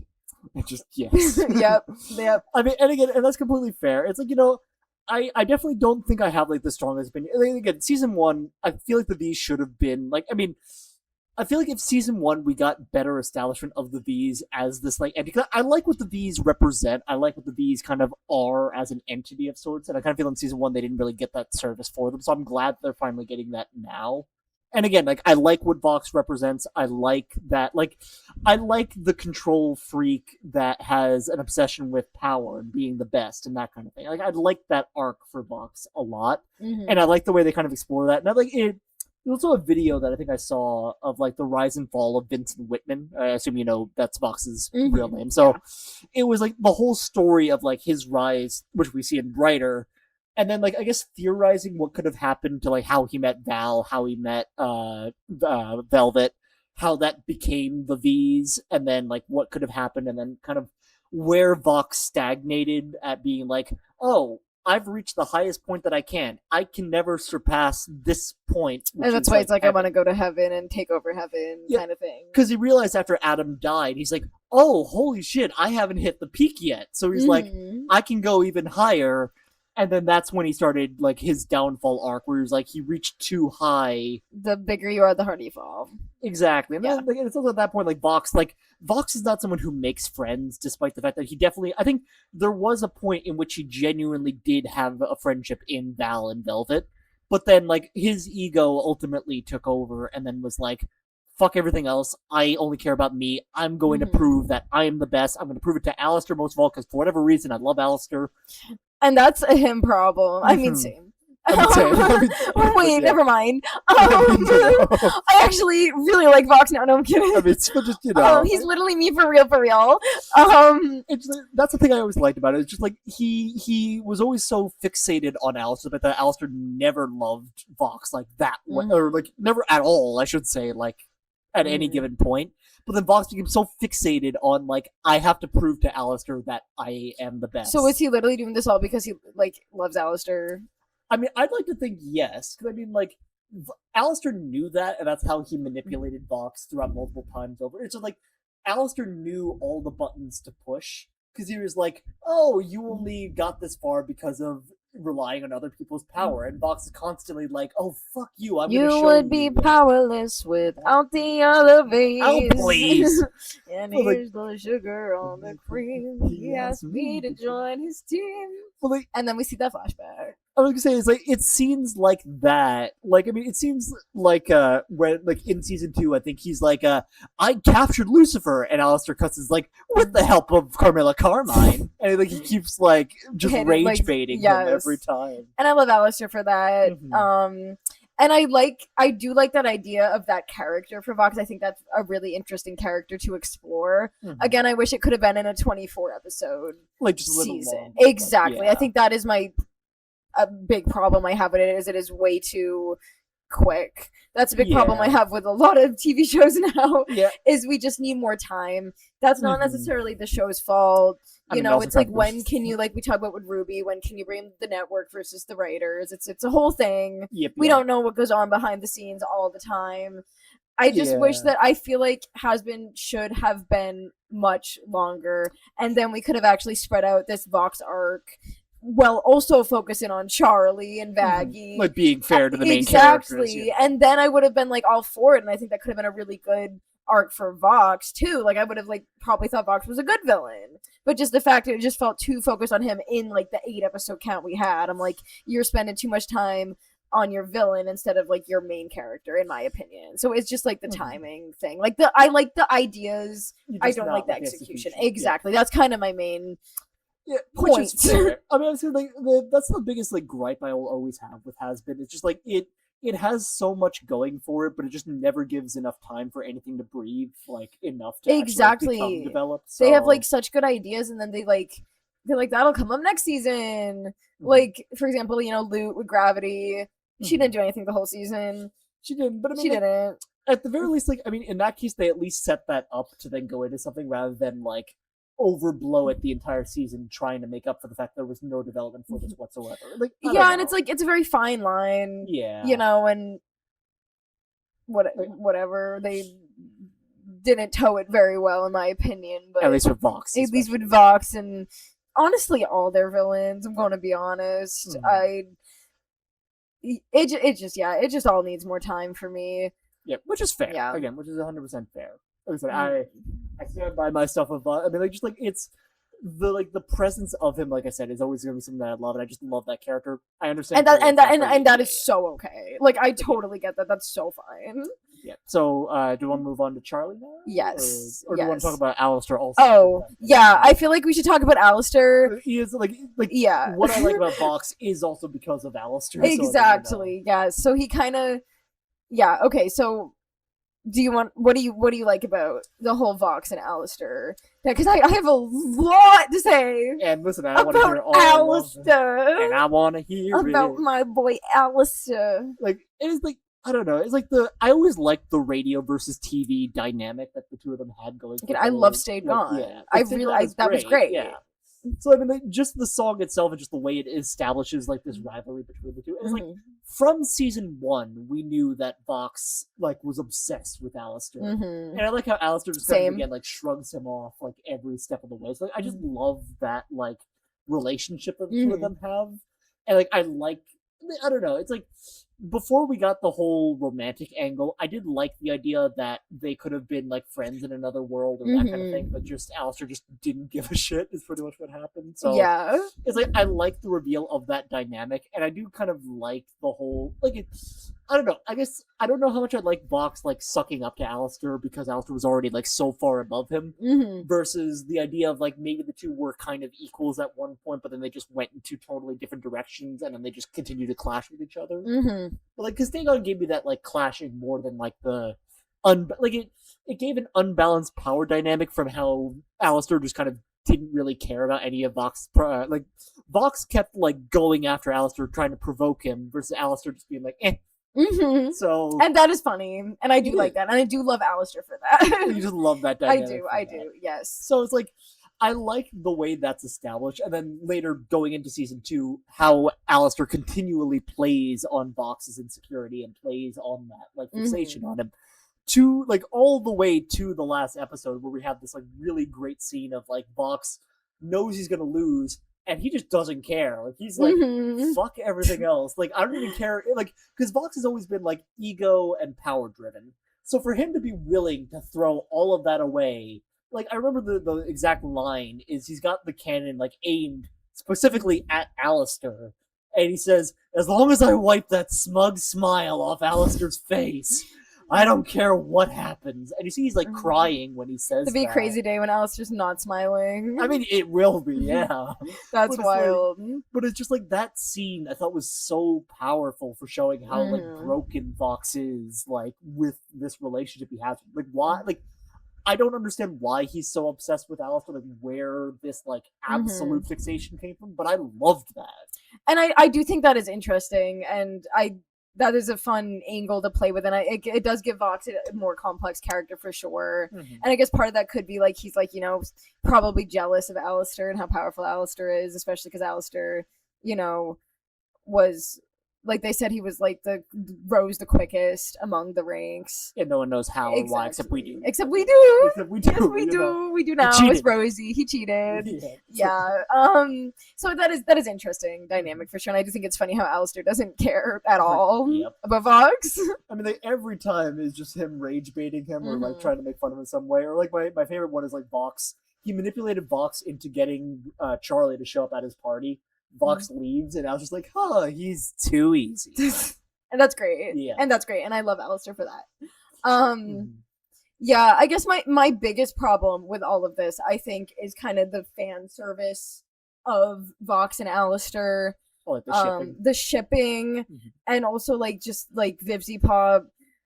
I don't want to talk too much about this on here, but I'm not a big fan of FvC Pop herself. I think she's a very problematic person, and I don't want to get into that too much. I mean, listen, we'll talk about that off camera. We'll talk about that off camera with Peace and Love FvC Pop if you're watching this. Hey, bestie! Hire me, please. Yes. So the big thing I do really like about Alistair is that he's confirmed to be aromantic and asexual. And do you know what those terms mean? I'm like, I have a vague understanding, but I'm not going to pretend like I understand. Yeah, and that's fine, and I'll explain that. Yeah, so asexual basically means you don't want to have sex. Aromantic means you don't want to be in a relationship. That's like the broad terms.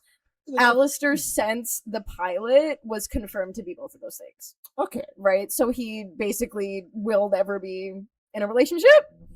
And I hate how FvC... Sorry, I'm not going to go that far. But I do not like how the show leans into Alistair fan service with, whether the Apple, whatever, Radio Apple with Lucifer and Alistair. That's a ship? That's a ship. They've made merch of it. They've, tweeted about it. What? With Vox and Alistair. We can't deny the show heavily implied, Well, okay, no, so Vox and Alistair, yes, I could see that right. one. But Lucifer? Don't even get me started! Don't even get me started. You're kidding, Don't even get me started. And, ship it, ship whoever you want. Yeah, let the fans do that. But you can ship Charlie and Alistair if you want. That's a very popular ship.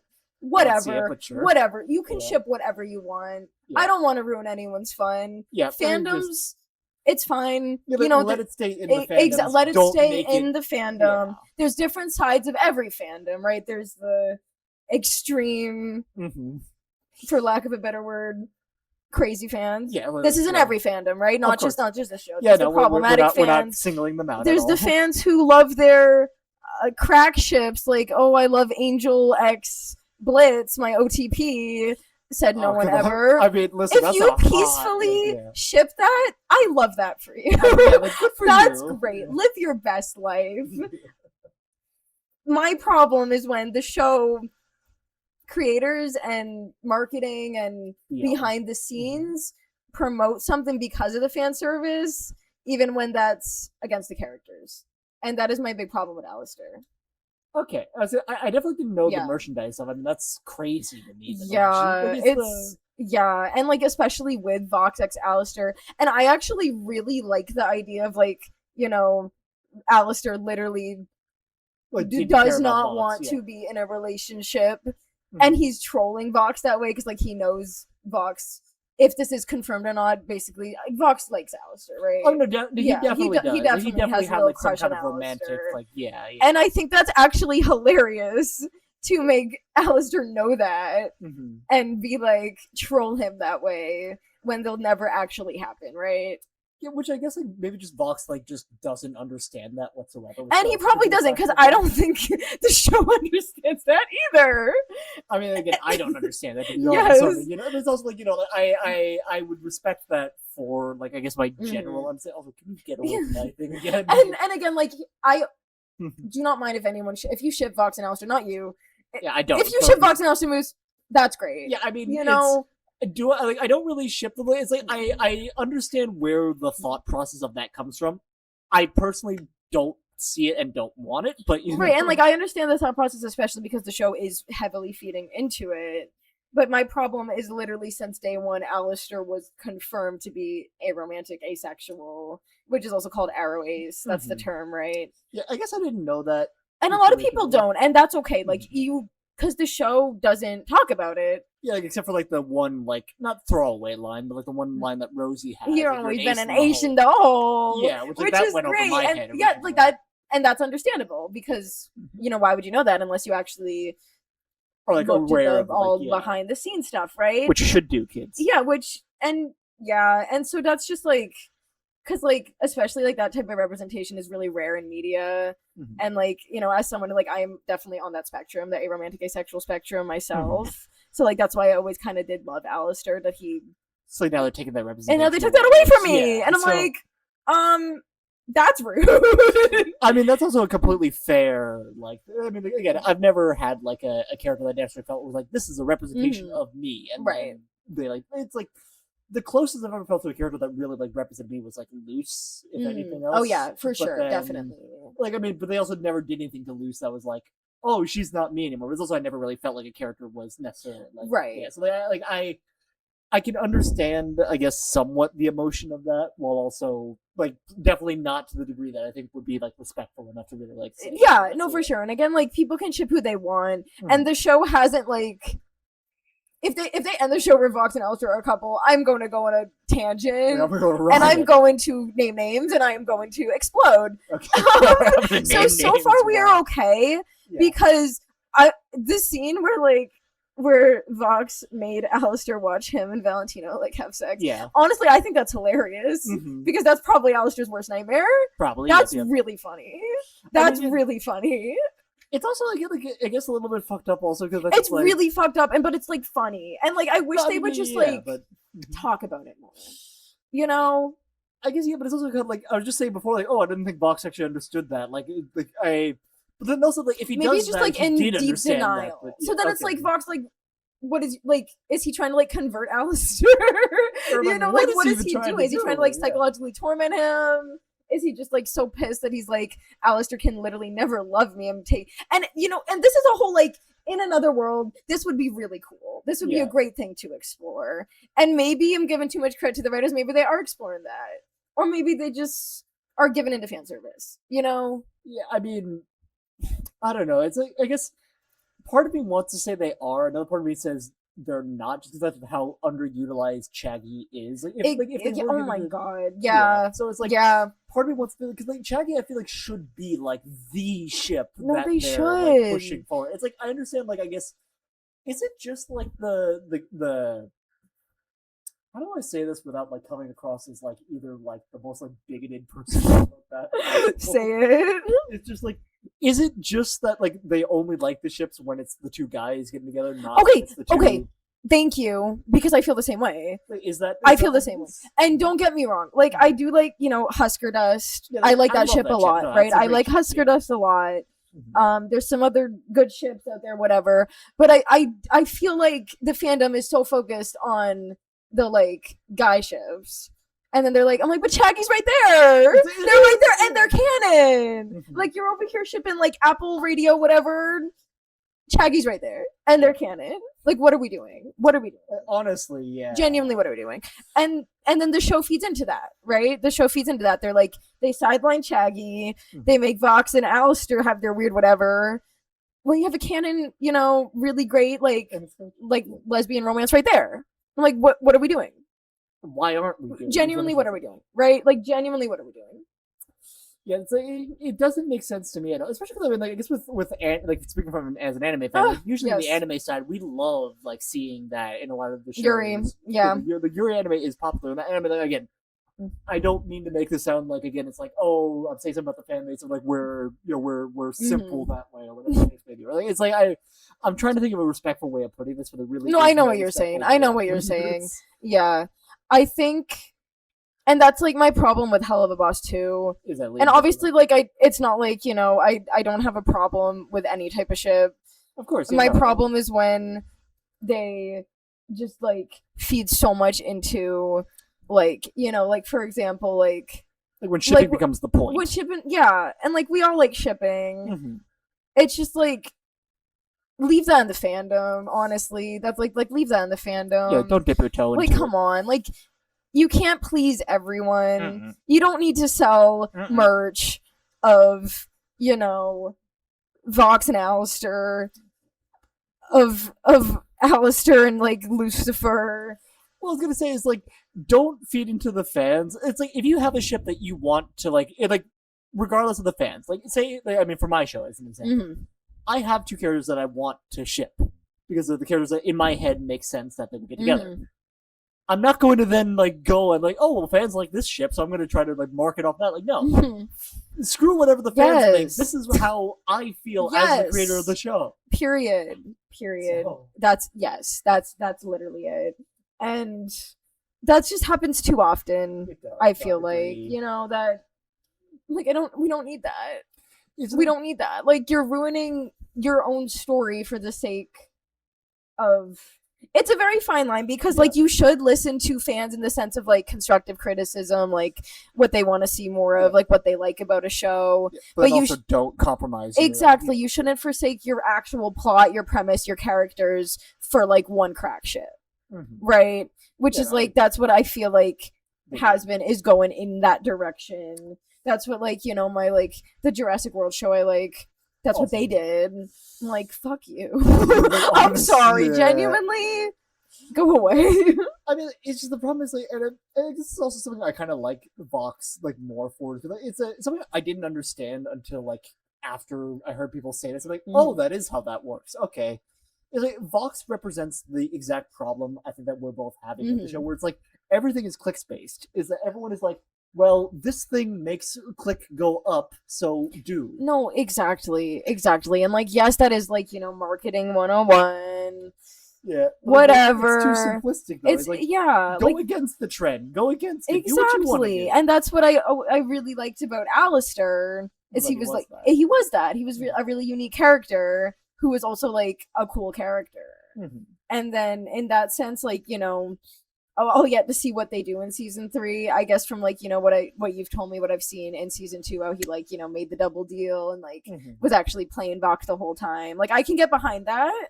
He was playing everyone the whole time, which was the and like and I love that for him. I just like I want to see more. I want to see more. Oh no, I do too. It's like I want to see what the deal he made with Rosie is now. Yes, I want to see the deal he made with Rosie. I want to know what his end goal is, because ever since the pilot, I was like, is he genuine? Does he actually want to help Charlie? Oh, definitely. Does he want to get to heaven? Does he want to just sabotage the whole hotel and like hate everybody and like burn down hell? Like, what's his end goal? And we don't know that yet. Well, I think I can answer some of those questions. I don't think I definitely don't think he wants to go to heaven, and I definitely don't think he cares about the hotel at all. Which, okay, but like I'm kind of upset about that. Why? Because like I wanted Alistair to kind of be like a twist, like good guy, but that's just me. I mean, he still could be. It's just like there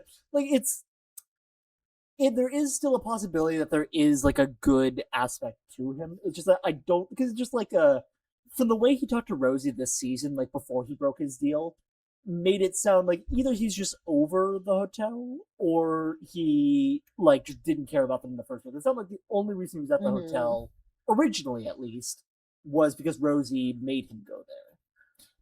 Which is interesting, because I just feel like that takes away a lot of like what made him such a complex character. But then again, this could also just be my own headcanon. I mean, I can't speak to that. I can't either, so... But it's like, I don't know. It's like, because originally that was it, but like now, I don't know if Alistair's like back under Rosie's leash. I would assume not, because that'd be really dumb if he was, but... Right! But then it's also like, but then why is he back at the hotel? Because like, it's obvious to me that he also has a score to settle with Lucifer for whatever reason. I don't know why. Yeah. He hates Lucifer like a lot. There's just so much like loose threads that I do hope they actually like stick the landing and actually tie it all together. I mean, well, I might be biased again because I love these shows. Like, I want to assume that they will, but also, it definitely is like, after a short intermission, we might go into Charlie. Yes. Well, we can keep talking. I'm gonna go in. Guys, I'm going on an auction. Listen, we got some hype. Yes. I probably we're gonna check this lightsaber auction, but we can keep talking about Alistair while I check this. Yeah, but like I was saying, is like I always did like Alistair for being like this like smarter than everyone, like stronger than everyone character, and like he never had to outwardly show that, but just his again, it's like aura and presence is very important to me, is what I'm realizing, I guess, from this conversation. Because like for Vox, that's kind of the main thing I liked about him, and the same thing with Alistair. It's just a very different vibe, but it is the same kind of like when Alistair steps up, you know that he's going to demolish whoever. And I love characters like that, and I do love characters like that, and so Alistair definitely has that. So he did have that, and that's why like I hated the whole thing of Vox like controlling him, but then at the end, how Alistair was actually playing him, like it does redeem it. I mean, in some ways. He never even controlled him is the best part. Yes. Like, he confined him, but he never controlled him, which was cool. Like, because I mean, if he controlled Alistair, that'd be a whole different beast of how this all went. But it's like it'd be like then Alistair has literally no time, but the whole time he had autonomy in what he was doing. It just he and I do like that, and I'm curious to see where that goes.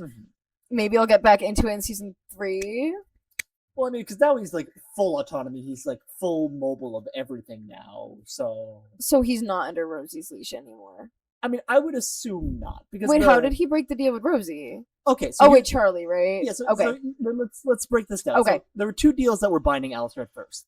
First deal was with Rosie, saying that Rosie will make him the strongest sinner in hell. In exchange, Rosie owns his soul for some unknown purpose. We don't know what. Yeah, like we don't even know what Rosie wants. let alone what Alistair wants. Right. I can't. So, I always say them Alistair. I mean, listen, and you're welcome to. I mean, I love that. But it's Alistair. like, so we have that deal first. Then later on, after Alistair gets injured by Adam and he like needs to recover, like, I also don't understand like how he necessarily like. I guess it just he needed a reason to be down so that way he could recover, and it was just taking longer than he wanted to. Or I don't know exactly like how he healed from the wound that Adam gave him or how that worked, but and he was pretty hurt too. And he was, yeah. I mean, like, he was like the whole part. Yeah. Wait, I'm trying to remember how it goes. Mm-hmm. The what's the name of the song? The Happy Day in Hell reprise. Oh, the show must go on. Yes, Alistair's part in that. Yeah. Peak. I mean, but he was badly injured, yeah, and he just like reappeared, and we're doing it with a smile. I mean, that was just after his line of being like, "And I barely escaped being killed by a hair," or something like that. Like, yeah, so like he was definitely injured from that. So then he went against Vox. In my opinion, he let Vox win. I don't care what anyone else says. He let Vox win. I'm gonna because he loves Vox, guys. Absolutely, no, totally. Yes. They're in love. But it's just so he let Vox win. He and Vox make the deal. He says, "I will become your prisoner. In exchange, you do two things for me. In the immediate, you let Nifty and Husk go, who observed that this was happening." And then you're not to lay your hands on Charlie Morningstars. Specifically what he said. And that's important. Yes. So we cut ahead to the end of the season, and we see like Vox is building up to he wants to become the strongest sinner in hell, as he always did, because of course. But it's always like, Vox is such a blowhard, no one's going to actually believe him on that. He's never, like, and it's also the wording, I guess, to me, always was confusing. Like, what does it mean, being the strongest sinner in hell? Right.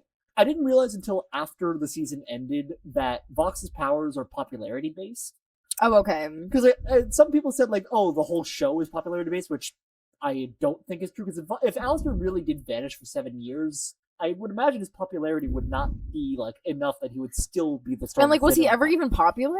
I never thought he was. I think he was for a time, like somewhere. But like popular in like what way? way? The feared. Yeah. Okay. I mean, even like, don't you forget? Yeah. Like, made it sound like he said like his line like, "And since you made me disappear, my name inspires much less fear." So I was like, I think like it definitely is like an infamy. Like he's known for the souls that he captures and tortures, or something like that. So and like I want to see more of that. I mean, I don't want to see more of him capturing and torturing people. I mean, I do. Actually, I want to. Yeah, give me that. Yeah, so it's like I always felt like there's some popularity system in place with this, but it didn't always feel like it made sense. It now makes sense that if it's just Vox's powers, like the more Vox's ratings go up, the more powerful specifically Vox becomes, to the point that he was for like a millisecond stronger than Alistair. So then is that just Vox's power system though? Yes. Because of like, the TV kind of vibe. Exactly. So then what's Alistair's? So we don't know. No. Like, right. All we know is like it's so like contract based in some way, because I feel like Alistair gets stronger the more contracts he makes, and then like something has to do with that. We don't ultimately know. Like kind of like he's like the Shadow Man. Yeah. Yeah. It's all the powers that Rosie supposedly gave him with the deal that make him so strong. Yeah. No, and that's more. The other thing is like just there's so much left unexplored that I want to see more of, and I'm like just worried the show doesn't have the time to explore everything. Well, I hope they do eventually. I hope they do too, because that's what I want to see more of. That's all I care about. I was gonna say, I mean, like, I would have loved if they actually said that's how Vox's powers work. That would have made that scene make so much more sense. That would have been really cool. Then I feel like they could have easily done that. They didn't. And they didn't. But I'm saying, so like that was the whole build-up, though. Is like he got Charlie with the deal he made last season to say that Vox is the strongest, and that pushed his ratings enough that he did become the strongest, and then that broke the deal with Rosie. But then I'm assuming that by then Alistair had made so many contracts that he didn't like noticeably dip in power, which is why he was still as strong as he was. Okay. So that's how he broke the deal with Rosie.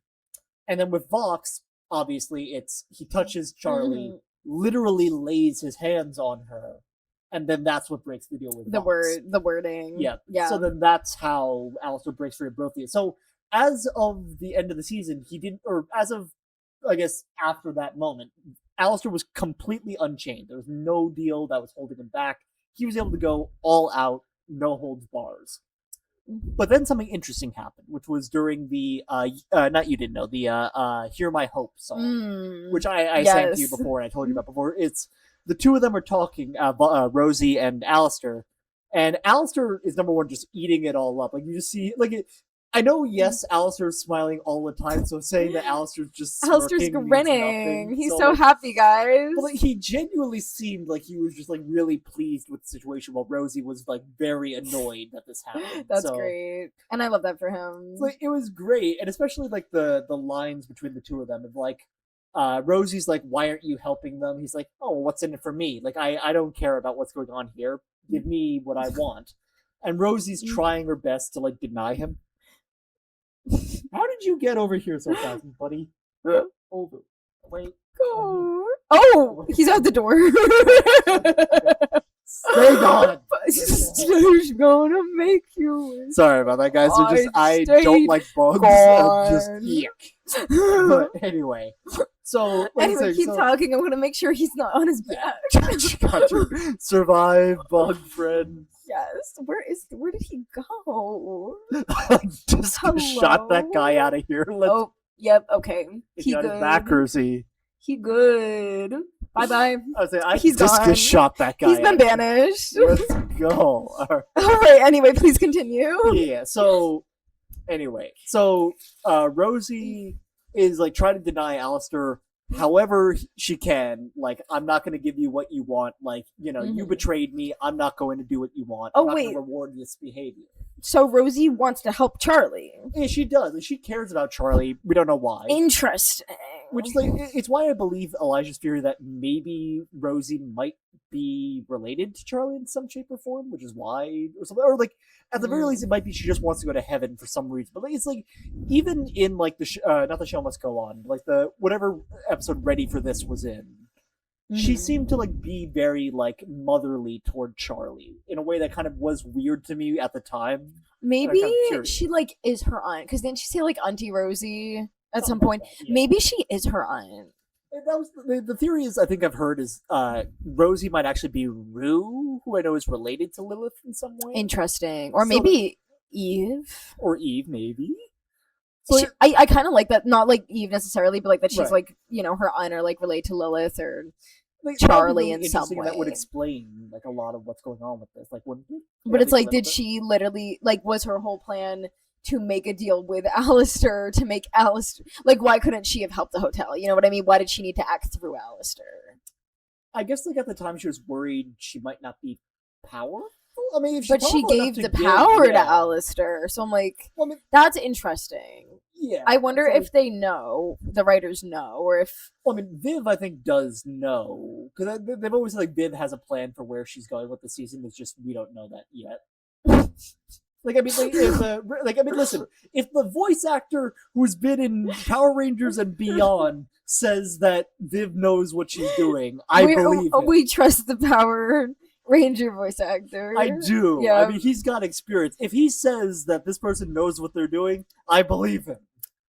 I believe him too. Yeah, so I believe. I do want to think that Viv does know where it's going. It doesn't make sense to us yet. And I genuinely hope it sticks to landing. Because I want to like the show again. I think it will. Yeah. Personally, I think it will. But I was saying, so like the whole thing with that song though is like Rosie's really upset that Alistair broke the deal, and she's upset that Alistair isn't doing what she wants. Alistair's just like, listen, just give me what I want and I'll do it. Give me what I want. Give the people what they want. Actually, don't. I mean, yeah. The other thing is like, it's also in that song we get like the reveal that she does care about what happens to Rosie, because that's what Alistair holds over her head to get her to make the deal. Charlie. Yeah. Interesting. This is interesting. Because there's a line in it which is like, I will not reward a snake like you. You'll watch them die unless you do. And you see like behind Alistair, you see like Charlie, Nifty, Vaggy, and all these people burning behind him. And then Rosie like snaps like, liar, you wouldn't dare. And then Alistair's like, quid pro quo, it's only fair. Wait, hear me out. Okay, what's up? Hear me out. Rosie was the snake that told Eve to eat the apple. Okay, all right. And so she feels bad that she caused all of this. So she's trying to make amends. Okay, I can get behind the snake. The snake, and I mean, like with the teeth and that kind of thing. And I mean, the teeth, and also saying, "I will not reward a snake like you." Exactly, and then she would feel bad that she basically caused hell to be created and cast Lucifer down. Yeah. And so she wants to help Charlie's plan to rehabilitate sinners. But then also to unleash Alistair like she has, at least. Especially like the last lines of that are like, you really are a demon, pet. Like just the way she talks to Alistair like that. And you know what? I don't know. Like it's like, and I think intentionally they leave that ambiguous because kind of like now it gets us to bite it. Like, okay, I want to see where this is going, and I'm hoping next season it doesn't sound like they're going to, but at the same time, I'm really hoping that we do get a bit more of Rosie and a bit more of Alistair and explaining like what the deal I do too. is. I don't like this. Is going to sound counter intuitive because I said I want more episodes, but I also don't want them to drag stuff out.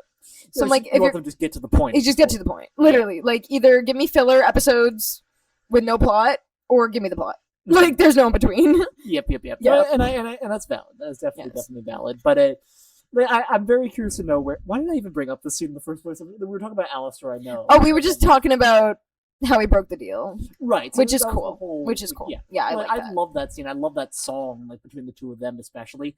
The last line I know everyone goes crazy for, which is after the "You really are demon pets." You knew my game the day we met. And then hands her the broken staff. That's iconic. It was, and I love that. And it's interesting also because Rosie smiles at that line for some reason. So like, again, we don't know what the deal was. It seems like both sides were happy with. Like Charlie, I think in the ending scene has a line of like, Alistair seems much happier now. I mean, they're both getting what they want, I guess. With the question deal. is, what is that? Though? I don't know. That's what we don't know. Yeah, so we got to see. Well, yes, that's my spiel on no, Alistair. and I appreciate that, and that does definitely give me more perspective on the whole thing. And I think there is some really interesting stuff they can do with this. Mm-hmm. I just hope they do it. Yeah. So I'm going to reserve my judgment until that happens. Well, first watch season 2, then we'll see what happens. Well, okay, so let me tell you like the other problem I have with season 2. Oh, sure, hit me. Was so when I watched the first episode, so they introduced that new scientist guy, Baxter, and he's been like in the concept art since the beginning. Like I remember him back in like 2018. So and same with Mimsy too. Actually, they were in the like original concept art. I heard were they in like the trading? Because like, I knew like some people like knew Mimsy's name before they actually like said it in the show. Yeah, they were like I just know they like I seen like concept art of them and like concept voices and stuff. Okay. So like I've definitely like know of them. Mm-hmm. But and this is like my problem with Helva 2. And this like kind of goes back to like our shipping thing we were talking about. Is I just feel like they keep introducing more like male characters who are just the same character. And in what way would you in say like in a way they're all like they show up, they're like all these like skinny like beanpole characters and then they're like I mean you're not wrong, and then they're like honest, but, like usually like in a ship with like another guy, which again no problem with that at all. I mean, it just feels very not Baxter specifically, okay, but just in general, and it just feels very like fetishy in a way. Yeah. You know what I mean? Yeah, I kind of do see that. Yeah, especially in Helva Boss. Mm-hmm. And again, I know this is an adult show. But also adults are not necessarily that horny, Brandon Rogers. Like, Brandon Rogers, I love you. Yeah, but also, okay, don't get me wrong. Yeah. I love you. You're hilarious. But, like, do we need 20 of the same character? I mean, it's just I hear the line in my head. It's just like, grow up, Mox. We're adults. We're horny. Literally, pretty much all that has. Oh, Christ on a stick, Moxie. Yeah. And like, yeah, not like this isn't just a tangent, but like, I just feel like we keep introducing more characters, and I'm like, do we need more characters? Like Baxter could have stayed in the concept art. I'm gonna be so honest. But then we wouldn't have had a scientist character, and possibly it also other ship with Nifty. With Nifty? Yeah. Jesus Christ. People ship Baxter Nifty like I so literally crazily. Cannot. Like what? Whatever. You know what? That's actually fine. I was like, are you actually you want to just be like no? Actually, guys, if you ship that, you're a horrible person. JK, that's fine. That's totally fine. Yeah. There's just too many characters in these shows, and they need to actually develop their main characters. Yep. No, I would agree. I mean. It's like part of it is like kind of like I do like some of the side characters we have got, but like with Baxter, I would say like he he contributes just because of the fact that he's a scientist character, which I mean, yes, Penchus was, but like Penchus kind of had his role in Heaven, which was really cool. like Penchus. I like Penchus. I do. He's original. He's a cool guy.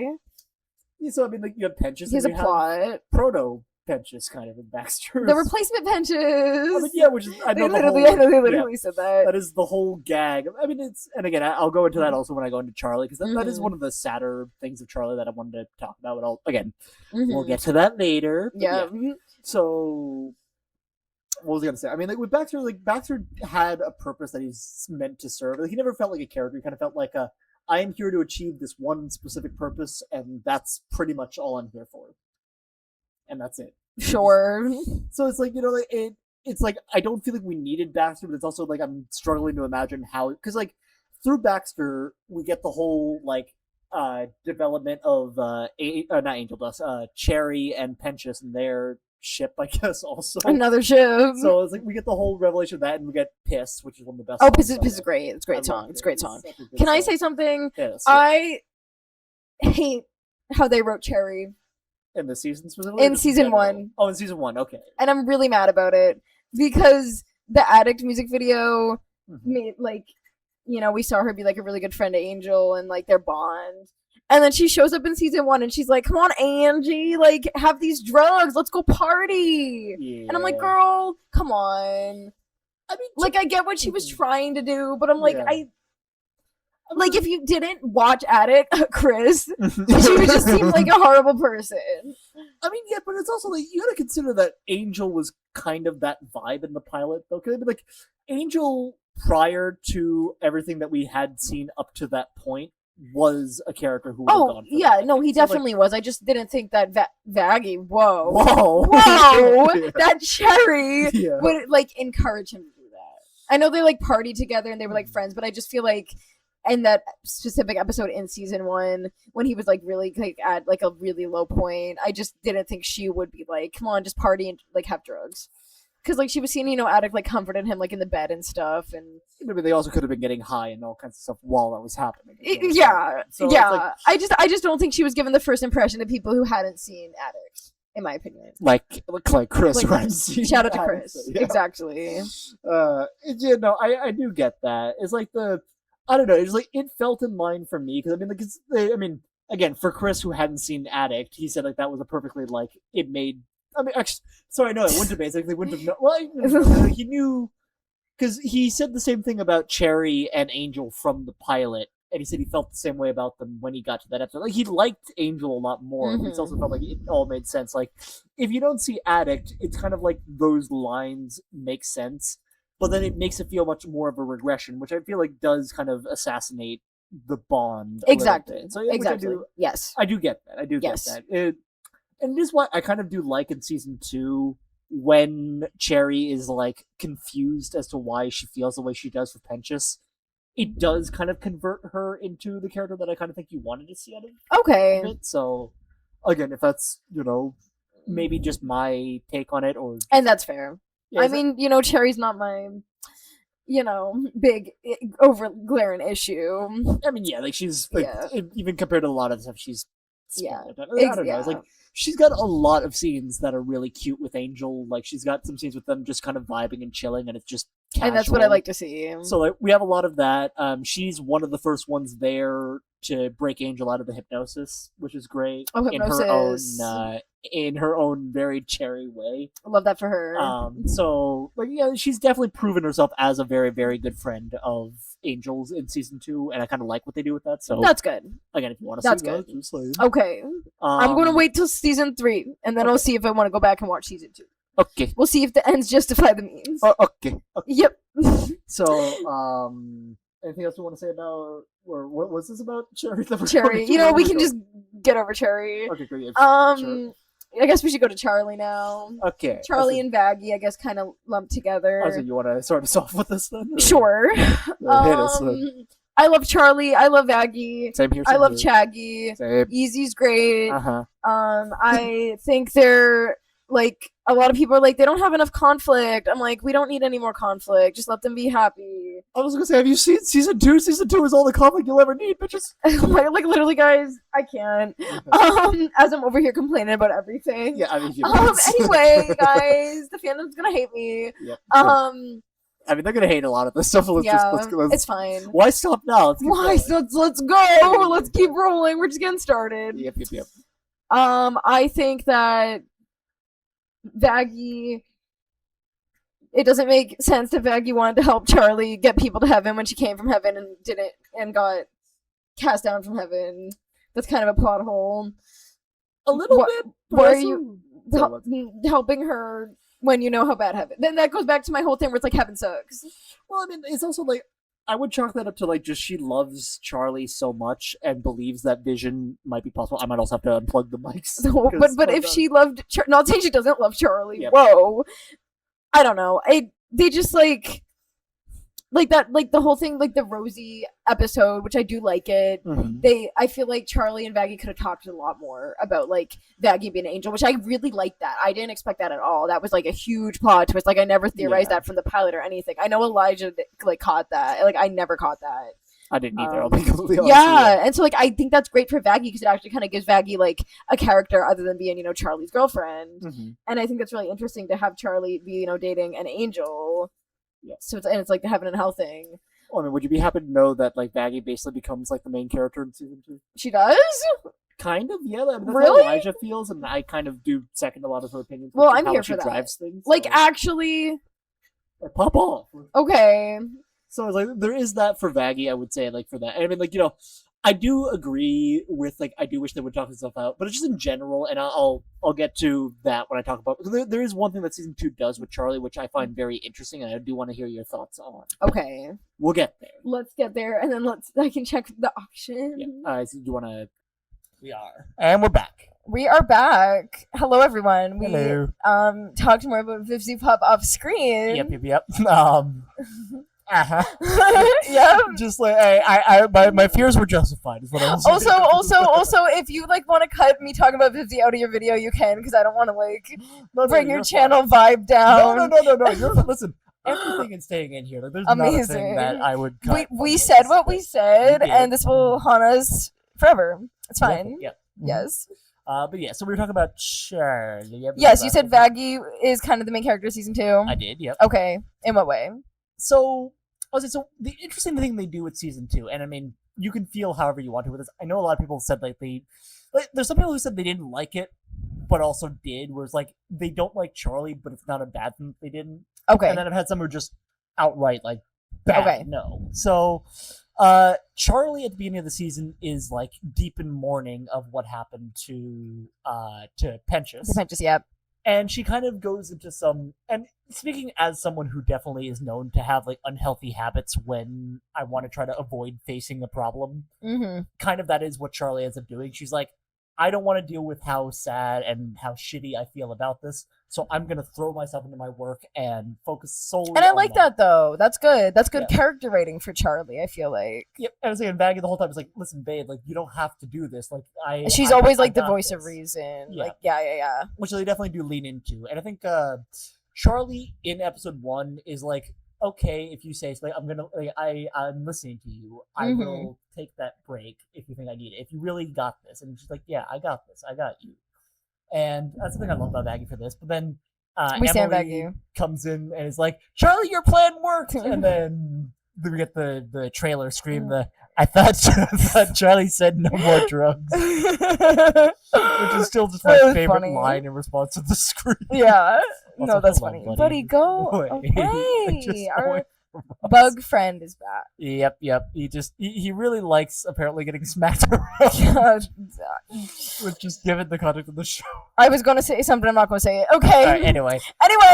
But yeah, so so we get the whole reveal, and then Charlie goes like full tilt into I'm gonna prove the hotel works, especially after Vox goes on a whole smear campaign at the hotel, because of course he does. Of course. And then it's like, I don't know, like I'm trying to remember the exact way this was worded, but like, I think like Charlie took that as like a personal attack against her more than I think that she like quote unquote should have. Like, it's totally valid. I think, like, you know, when your lifelong ambitions are proven to be true, and then also someone shits all over them, I think that's a perfectly valid and justifiable reason to kind of get upset that way. I think so too. Yeah. I think so too. So it's like, you know, yes. I'm not knocking Charlie for feeling that way, buddy.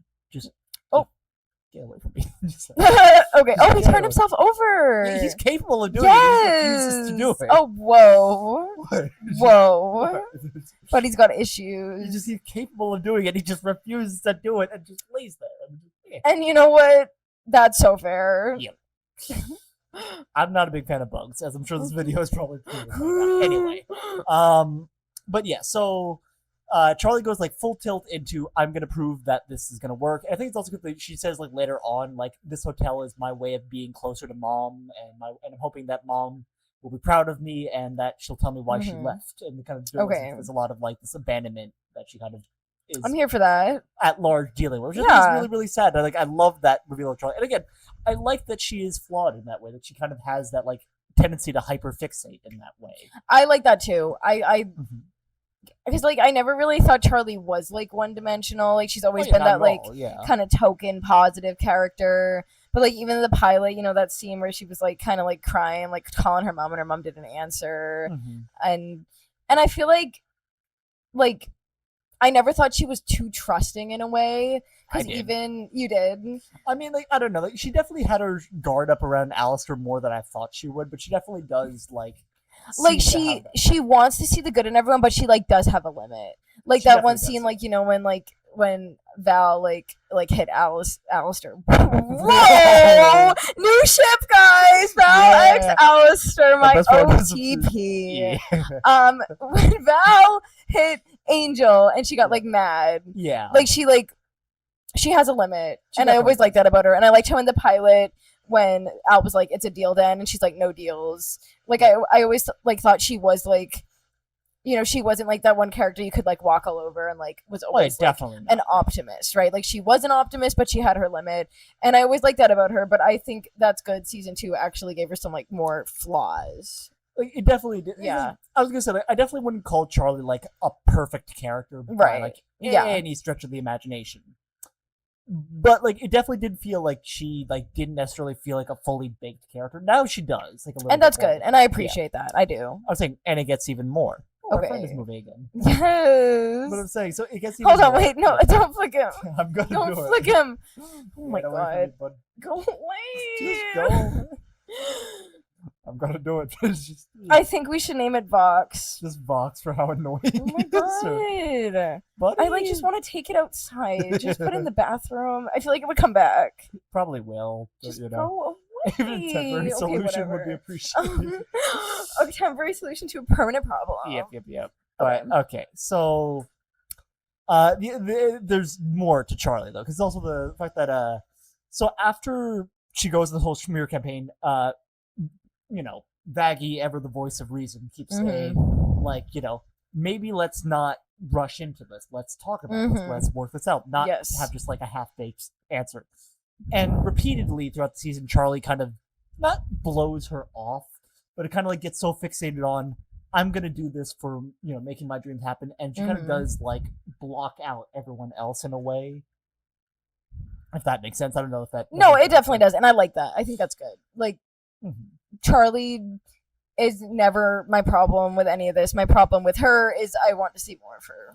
Yeah. So I mean, I guess like they do somewhat deliver on that. Yeah. I guess it's like they definitely do give us like Charlie has repeatedly like instigating the bees and then falling headfirst into their trap over and over and over again just because of who she is and that kind of thing, and because she's not listening to others. And eventually it does reach like a boiling point where in the Vox Populi episode she snaps at Lucifer and at Vaggie for getting involved in what was going on with that, because of that, like what's it, Vaggie wanted to be a good girlfriend and help Charlie, so she talks to Lucifer about like intimidating Vox to get him to back down. So then Lucifer reveals like, oh, I can't actually smite him, so all I can really do is intimidate him. Eventually they do agree to do it. Because of the fact that Angel is hypnotized, Vox knows this ahead of time, so he plays into it and uses that to flip it on back around. So the one chance they had at getting everyone on the heaven side goes to shit because of that happening. Vox does his whole Vox Day, the angels go away, war is now coming, and Charlie is pissed. Okay. And she goes off on both of them, and she's like, how could you have done this without consulting me first? And that is like you've been doing this entire time. Okay, like a hypocrite. We just played right into the V side. Like, Charlie, that's what you've been doing this entire time. That's what they do. Okay, and then here for that. I'm here for that. And it was great. I loved how that developed. And then I think eventually Maggie's like, I've had enough of this, and does like they don't break up, but like she leaves, and the two of them are kind of like, how do you want to say it? Like not distant, like they're just like we're not. They're like taking space. Yeah, like that's kind of what I mean. I'd say that, and then also the next episode is literally them like back to back to each other. Well, I mean, not easy, but then also like earlier, like them back to back to each other. Like, hey, can you tell Baggy to like shut the hell up? That's funny. That's so funny. Like we do get that. I think Carmela has the best line in response to that of like, I don't have time for this lesbian drama. I love that for Camilla. That's great. So like it's great moments with that. And again, it's all like the Charlie snaps at Luce for us. I think also in that scene is like just go away, Dad. You have fucked it up for me again. Okay. And it's really, really sad and that kind of thing. And then the next episode, we get like a reveal of Baggy's backstory of like I think she had a girlfriend when she was in heaven with the army, and then something tragic happened, which we only get like flashes of. We don't get to see.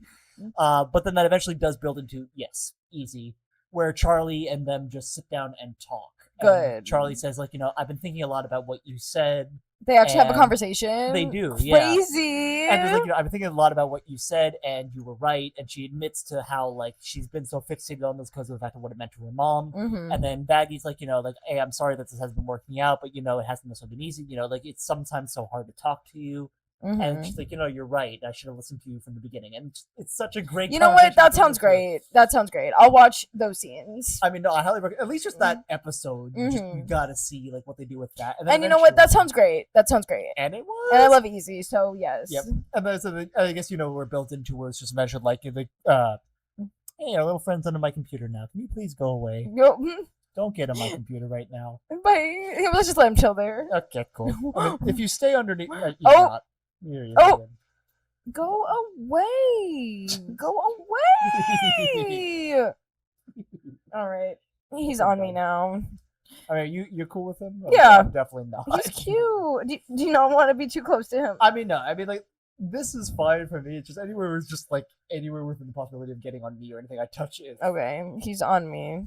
I mean, again, if you're chill with that, then I like him. I'll let you keep him distracted. I'm like, I high key like literally want to just go put him outside. I mean, it's up to you. Whatever you want to do. I feel like we should go. Yeah, I'm gonna go put this guy outside. I'll be right back. Yes, I'll keep talking to everyone. Yep. I'll think about what I'm gonna say next. Like, I definitely wanted to say like there's one more thing about Easy. I'll say, and I'll get to that in a second. So I was gonna say that I mean, there's not much more for me to say. Just like eventually, but don't rush. Yeah, I got you. So like it builds into like them again, just talking. Eventually, I think she goes into this like why she's so like fixated on this and why she's so upset this isn't working out. And then that's when they break it easy. Like now Vox is right. All my dreams are gonna die, and then that's when breaking it easy, and it's great. I love that so much. So like low-key will just watch the Chaggy scenes. Really, that's all I care about. The build-up of that is so worth it, and then immediately after that, it doesn't stop there. Because I think Charlie has another like panic attack when we see Vox with his cannon and everything like that, and everything afterward is just her like crying over her trying to justify her dreams and make that stand. And every step of the way, Baggy is right there beside. And you know what? I love that. That's great. That's really great because they actually have a conversation. Yeah. Sounds like they actually show some of Baggy's side of things, which is like like she's actually like her own character. And then Charlie learns a lesson, and they don't break up over it. Great. That's great. That sounds great. So I will watch those scenes. Charlie, so. And that sounds great. And that's amazing. I think like, everyone's frustrated over like how often she doesn't listen to Baggy. So it's like you should have like learned this lesson before, kind of thing. Like I think a combination of that, or just in general, just like not liking Charlie, like for the reasons of like the way she's been acting, regardless of whether she when she should have learned the lesson. It's just the general behavior. People are like, I don't like. Like even Elijah, I think eventually did get like annoyed with Interesting. Charlie, where she's like like, I want to see you two make up. I want the easy, like, she knew easy was coming, but like, I want this to feel like earned and deserved. Yes. And thankfully it was. So, that's good. That's really great. Or at least it she has said that I think it going definitely for was, so, it. you know. That's great. I'm glad Shaggy wasn't failed. It wasn't, definitely not. Like it got more love this season than I think it did the last season by leaps and bounds. For thank goodness. Okay. It definitely, as always, it definitely could do with more. Right. But like, you always have more Shaggy. I mean, like, again, I can't speak to representation, but I do think that at least, like, as far as my liking of the ship, personally, I'm satisfied. With that. That's great. That's very great. I will give. Do you remember which episode that is? I think it's the second to last episode. Okay. I think that is the episode with Easy in it. Slay! I'll give it a view. And listen, I would also recommend watching the episode before that because that's Spock's day and all the other stuff. Because like that's when the breakup officially like happens. So, okay. So it leads into exactly. It. Got it. I personally would say that you kind of. I would say you have to see those two together. Okay. That way you see. Maybe I will just watch Elijah's reactions to them. Or you can do that. That also works too. I mean, like, just, that also works. That works. Shout out, Not So Average Fangirl. Yep. Especially because they have a show coming out soon. They do, and the teaser is dropping tomorrow, actually. So, hey! Listen, I gotta see that. I'm binging the hell out of that. But yeah. Heck yes. Anyway, I mean, thank you for telling me that. That makes me feel a lot better. It sounds like season 2 does have a lot of highs, and it does sound like it has a lot of stuff I wanted to see, while still having like a lot of the glaring issues that I think like are more prominent than season 1. So it seems like it took a lot of good from season 1 and built on it, but also took a lot of the problems and they were more evident. So it seems like a mixed bag for me. Yeah. But I will eventually give it a shot in some way. And my hope as a fan is that it is going in the right direction. Listen, I would like to think that it is. I mean, like, ultimately, I don't know how well anything that happened this season is going to stick with Charlie. That's going to ultimately make it. Oh, boy. See how well this all works out. Yes. Like, I don't know. It's also that I kind of, like, on one hand, I do hope it sticks. On the other hand, it's a very, like, human thing that I myself have regressed on, like, before. Like, you've seen me regress on, like, I'll learn these lessons with you guys multiple times over, but then still fall in the same thing. And that's okay, as long as we're, like, building on it, you know? Like, it's not a complete... Like, I never feel like I do is the problem. So. And that's okay. Yeah, that's okay. But again, like, you see, like, that's what happens with me, and that's kind of like what I think they're building towards with Charlie. And that's fair. In a way. So it's like I'm interested to see where they go into that next season. If they like the next season, I know is going to be Charlie and Lucifer focused, and I'm here for that. Yeah. So I am. Lesvie is more Charlie Lucifer. Well, I was gonna say, I mean, like, I know the next season's focused on Val. Yeah, so I'm just gonna skip those scenes. Well, I was gonna say, but the thing is, I don't know if it's gonna be like, oh, we're getting Val's backstory and that kind of thing. I think it's more like we're getting Angel breaking free of Val. Okay, here for that. Okay. One more thing I want to say before we move on to Hell of a Boss, along with my tangent, is I really do not like how they make Valentino merch. And I'm just gonna leave it at that. And you know what? Yeah, enough said. I'm just gonna leave it at that. Yep. All right, should we move on to Hell of a Boss now? Yeah. Okay. So, where to begin? Hell of a Boss. Yep. Where to begin? Oh boy. I genuinely don't know where to begin with Hell of a Boss. I mean, I guess like we've kind of touched on this a couple of times. Like, what does one show have the other one doesn't? Like, what is it about? Like, I mean, beyond we said, like, the marketing, definitely there's that, like, the way in which certain lines are delivered, the, like, overall feel of the show and that kind of thing. But for me, I've always said, like, both shows, especially after season 2, feel like they definitely are the same, like, spirit. They're in the same world and that kind of thing. But then, like, one definitely has a much darker, fill in the blanks, which one's which. One has a darker edge. The other one kind of feels like it's a bit more, like, light. It's a little bit more, like... not like flowing or that kind of thing. Like, just, they have different like feels, but then also feel like they're in the same world. And I think that kind of makes the difference for me between the two shows. But they still do feel similar. Definitely, yeah. Like they definitely did have a distinct vibe, like at the start, and like we talked about. I feel like Helva and Hazbin have kind of merged into the same show at this point. Like vibe, yeah, not show vibe. Which like say what you will, whatever. But. Definitely in this, like, Helva was definitely more episodic in the start. Hazbin, I feel like, was more plot focused. Yep. But now Helva is plot focused. I don't know if I'd even call it plot. It's more like relationship focused. Honestly, yeah, I guess. You know, like, what's the plot? Gonna be honest. I mean, it feels like, and I think I talked about this with Chris as well. It's like Blitz's story arc is the main focus, I think. And you said you don't like Blitz. I don't. That's interesting. Honest okay, so you like Stolas, you don't like Blitz. Yes. I like Blitz. I'm not like his number one defender. No. You know what I mean? And I don't like Stolas. So we're kind of flipped here. So I'm curious to see your side, because that's where our main focus whenever we talk about Hell of a Boss. It's on the Birdman. It's the Birdman. Yeah. So hit me. I mean, so you want me to start with Stolas or Blitz first? That's the question. I feel like we just kind of got to talk about both of them together at this point. I mean, it's kind of, but it's also I don't know. It's like I can see what I like or don't like about them kind of in isolation. Like the relationship is not necessarily the like end all be all of like how I feel about them. Like Stolas is a character who definitely has done a lot of wrong things, is the way I will put it. But there's a lot of things about him that I do like. I guess I pity enough. Where not that it excuses what he did. Like, he definitely doesn't excuse how he's treated Octavia. It definitely doesn't excuse how he's treated like Stella. I mean, to be honest, how he's treated Stella partially kind of valid for what we've seen from season 1. Not valid. Season 2. Oh fuck yeah! I agree. Yeah. I agree. It's like the way he treated Stella and the way that relationship is kind of broken apart, and a lot of the reveals we got in season 2 of like it was an arranged marriage. Stolas never really had any authority or power in his life. And then kind of how he exercised that over Blitz like a little bit, which is fucked, but then also like you kind of understand it when you get to see all the other stuff, and then you kind of see like it. And then I felt like he was trying to redeem himself a little bit in Full Moon, and then for whatever reason they decided not to do that in Apology Tour, and I don't know why. Like Apology Tour was a good episode, but I don't like that Stolas kind of makes it something like it's Blitz's fault. I don't look down on you. How many times do I have to? It's like cue the montage of all the time. Yeah. I mean, because there definitely are scenes and lines where he definitely does like make it sound like he does, but at the same time, it's like I don't know. There's something about perspective play that I do wish they would explore a little bit more with that, and kind of explore like, okay, Stolas doesn't understand. There's a lot of things about like actual relationship that Stolas doesn't understand, and it feels like with Full Moon, he realized that there was something wrong about the relationship, and that was a step in the right direction.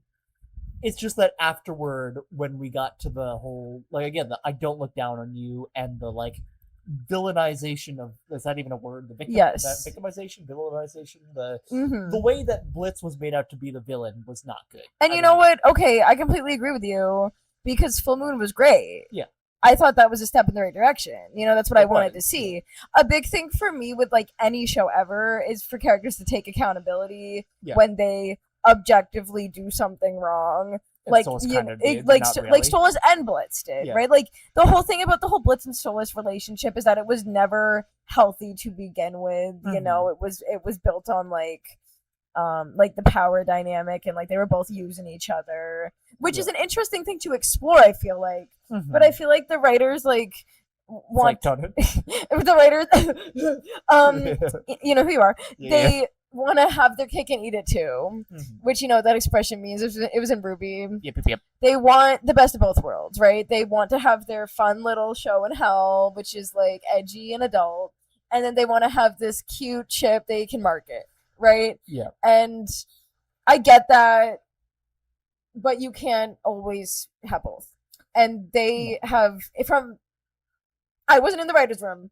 From what I've seen in this show, they seem like they have tried to do both, and that is what has failed.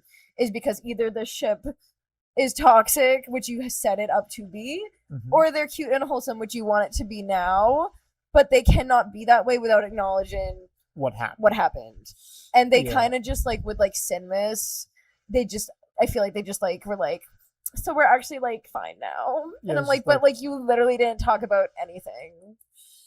Yeah, that's the thing that I definitely do hope when season 3 does roll around for Helva, that they do finally do. Because I don't know if they necessarily are alluding to they are setting something up for it, because of the fact that something I didn't catch at all until I watched Danny's reactions to it. In one of the shorts, I think like the one they did where Blitz is a boss in the human world for some reason, Don't ask. Okay, I won't.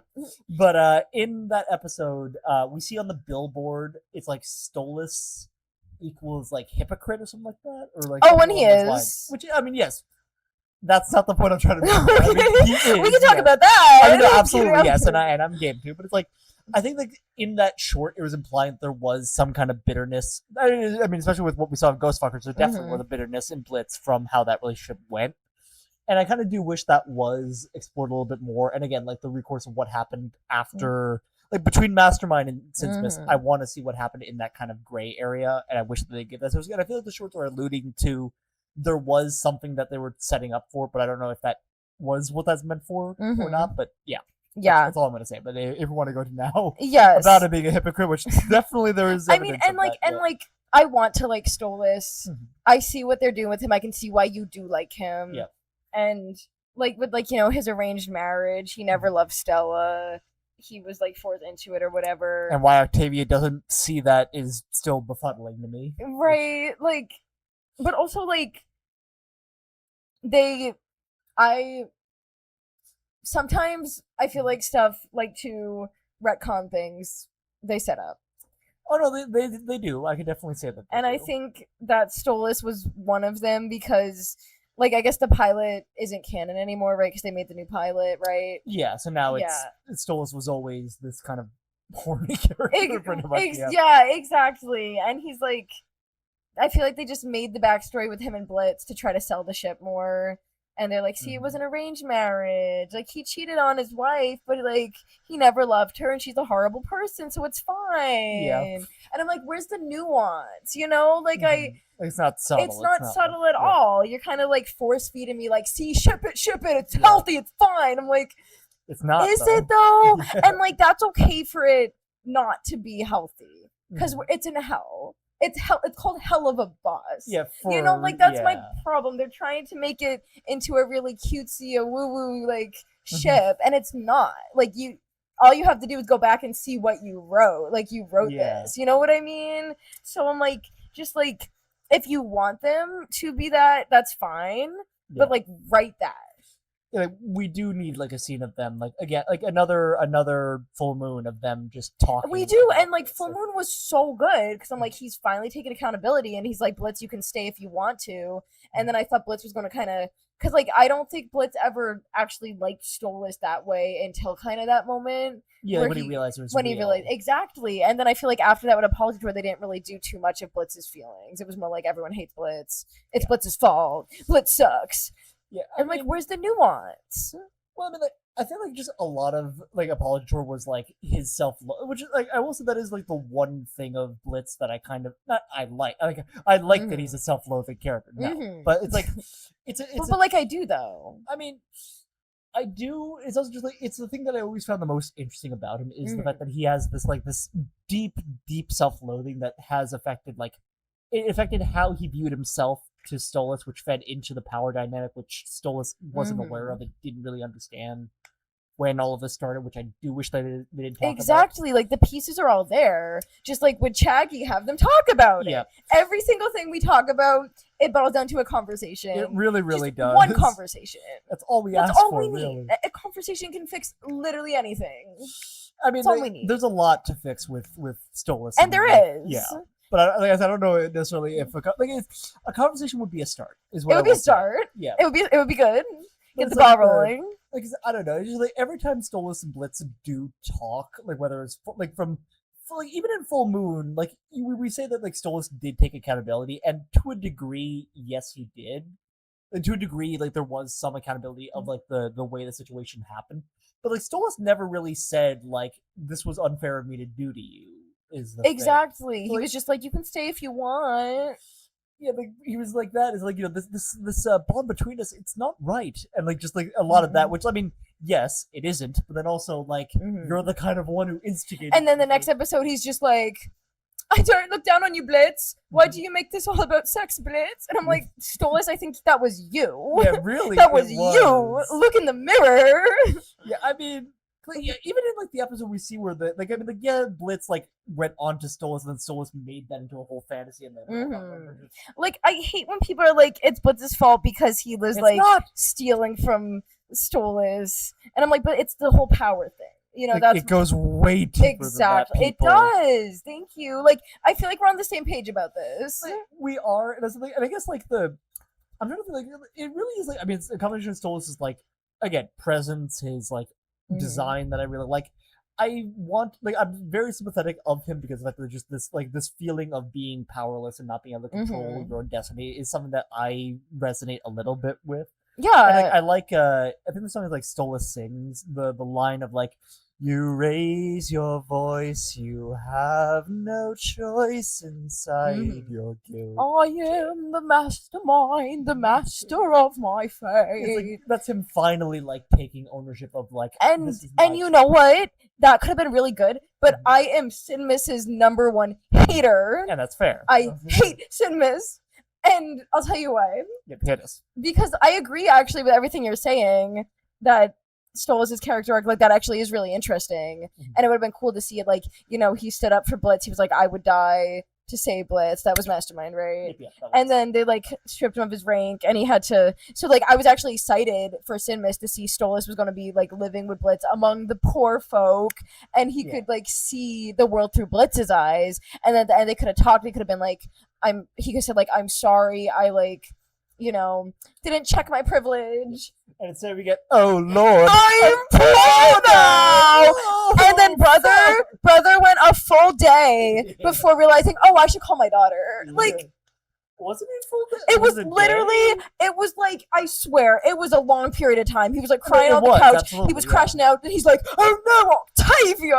And I'm like, you didn't even like think about her at all before this? Yeah, I think it was like what, a month or something like that between the No, dead ass. I'm like, dude, like, where does the character arc? It's not here. Like, it would have been cool to see him like literally explore the streets with Blitz and be like, oh, this is how you live. This is how, like, because, like, you know, he had imp servants growing up in his, literally in the pilot, imp servants. That's kind of crazy.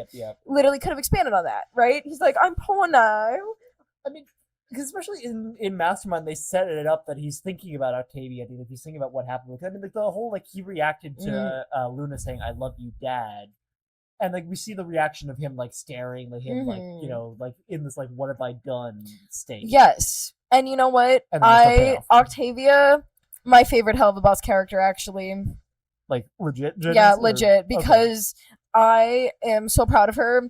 When I watched that episode with my sister, and when she was like, have a good fucking life, Dad, I stood up and clapped. I'm not kidding. I was like, girl, pop off. And, like, I know that, like, really hurt Stolas. I don't care. He deserved it. I mean, okay, yes, he does. Yeah. But I mean, I don't know.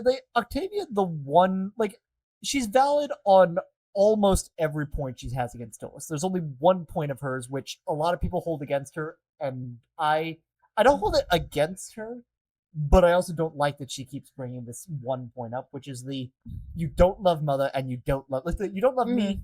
Valid. I see where that's coming from. I understand that. You can have that. I'll give you that. You don't love Mother. Why do you?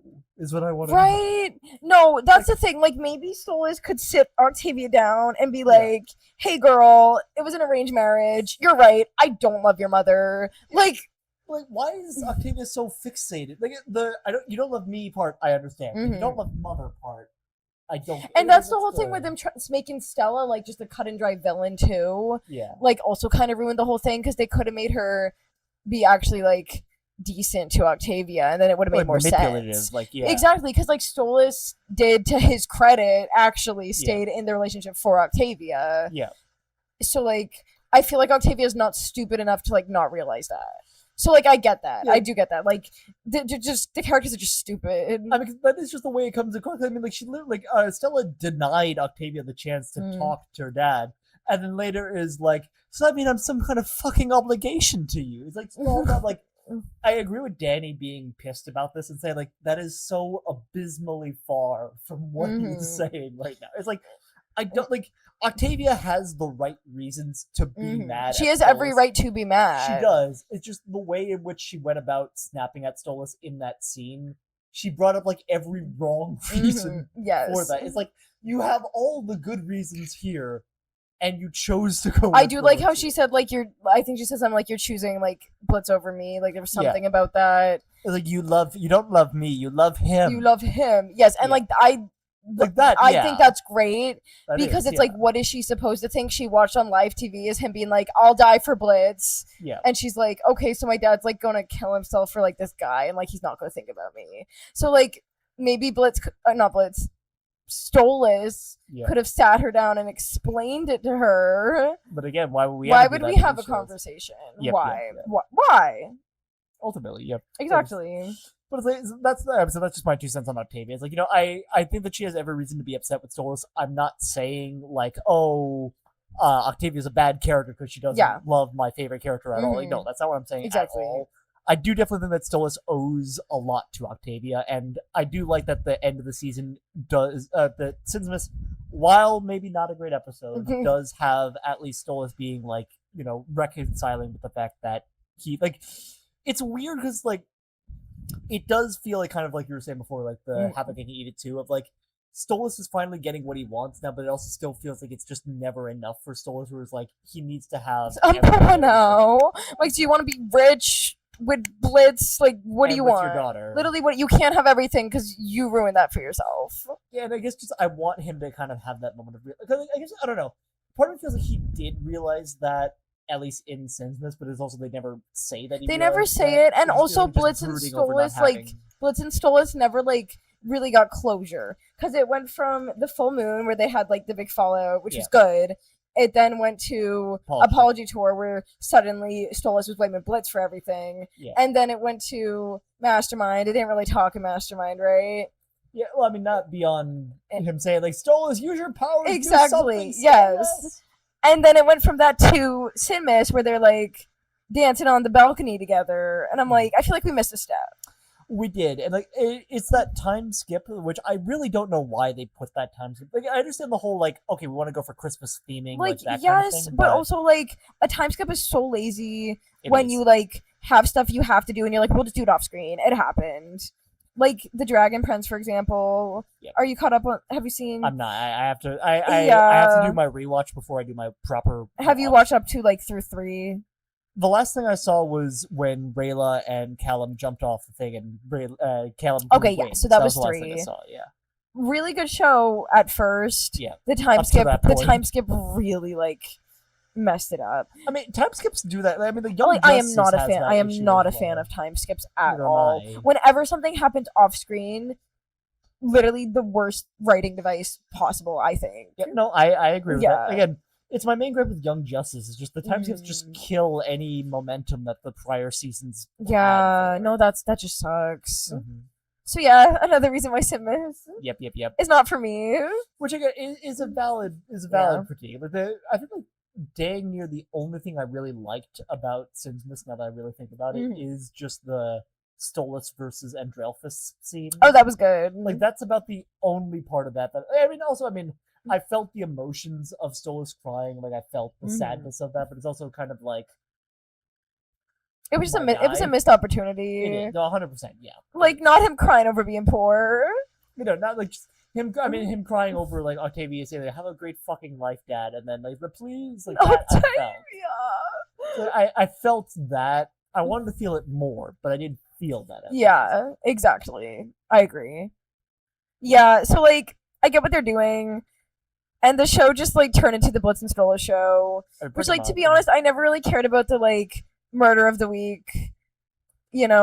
Actually IMP thing. I mean, I think they knew that, which is part of why they changed, beyond also the marketing of. Right. So, like, Hellabow's just, like, the whole premise never really, like, stood out to me. I never really cared about the main ship. So, like, it's definitely, like, has its place and purpose. Yeah. And I recognize why people like it. I know, like, I get why people like Stolas.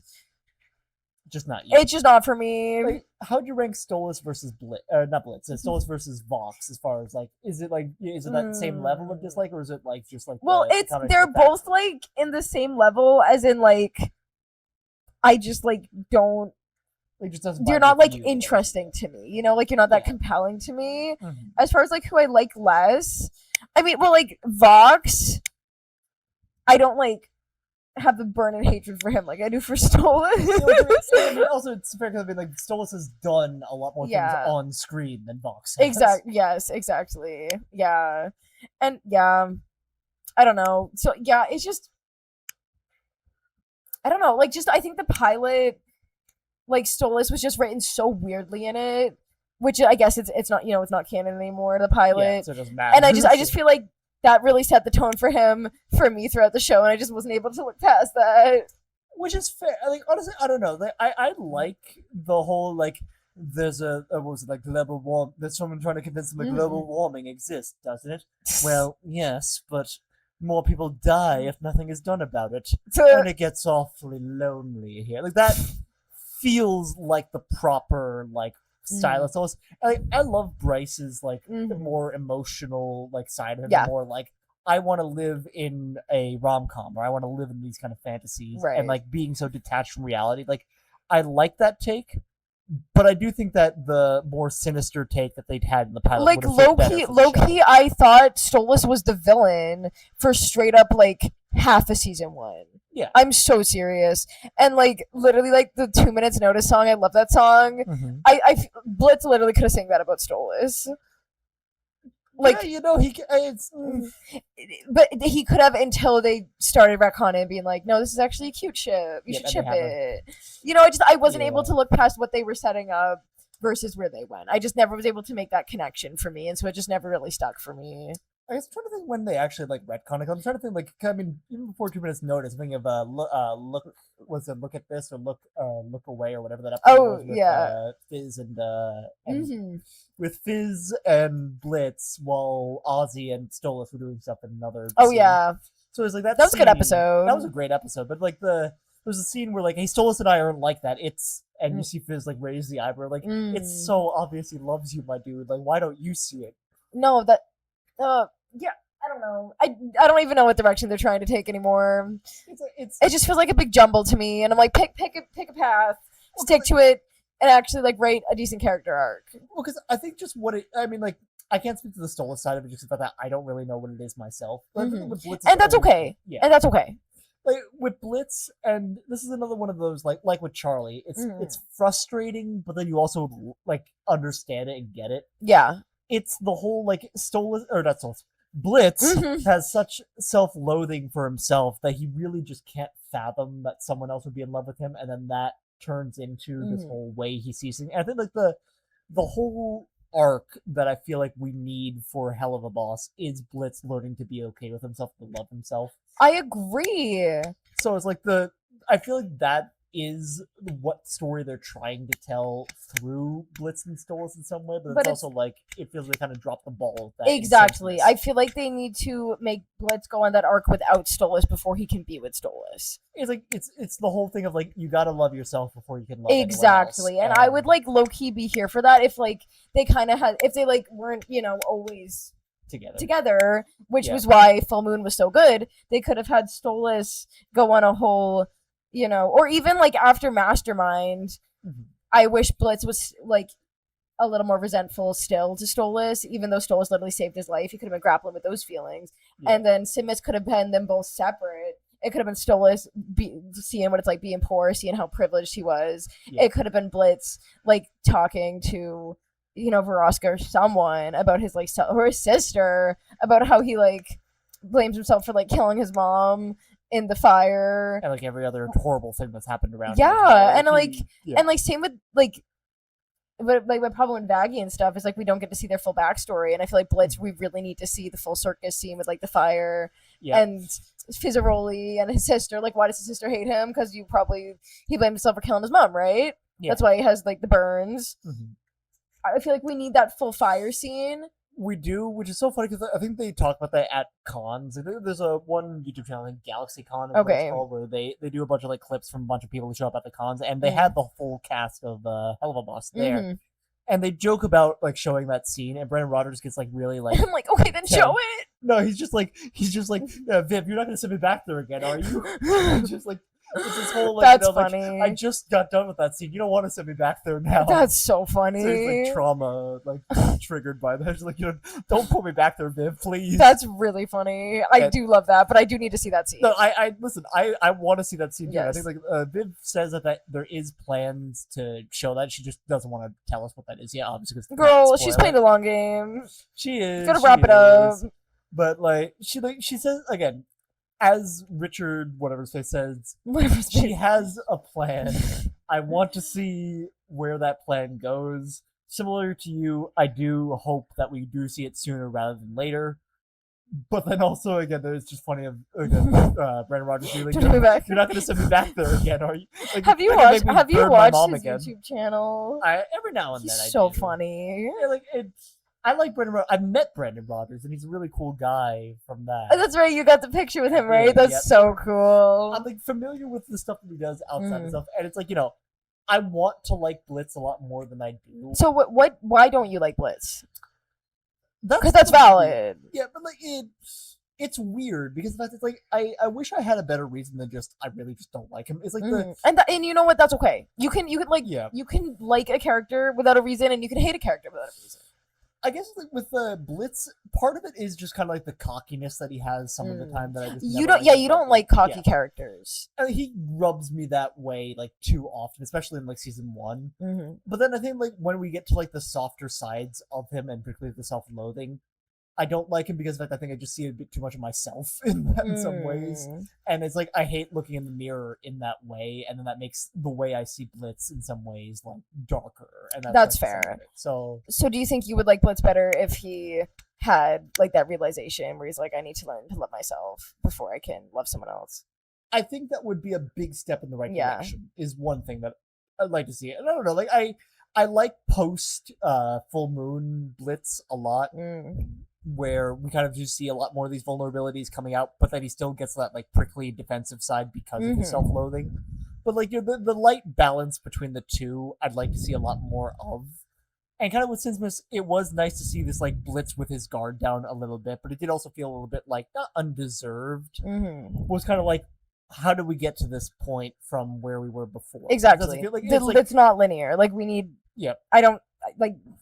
We missed a step. Like, Lost in the sauce. Yeah, I mean, because like Ghostfuckers gave us the whole like Blitz still blames himself for a lot of stuff, and that demon that was in his head like kept saying like you'll fuck it up like you always do. But it's like show me him always doing that. Show don't tell. Well, like we see him like we see why he thinks that way about himself. But then we have the clips in Ghostfuckers of him seeing like how he reacted in Ozzy's to Stolas, and we understand like the way he viewed that moment in his head.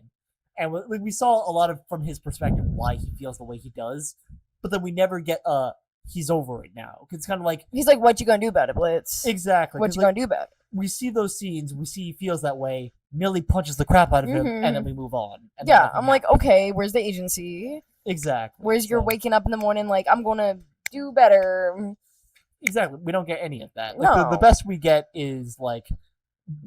Blitz again being willing to sacrifice himself for his family, and then I guess afterward being glad that he's still alive because he still gets to be with the team, and then seeing like the arc of the entire team growing from like putting up with Blitz's bullshit to dad, like they loved it. And okay, another thing, Luna needs more screen time. Yeah, agreed. Luna needs more screen time. Yeah. Why are we? And a character.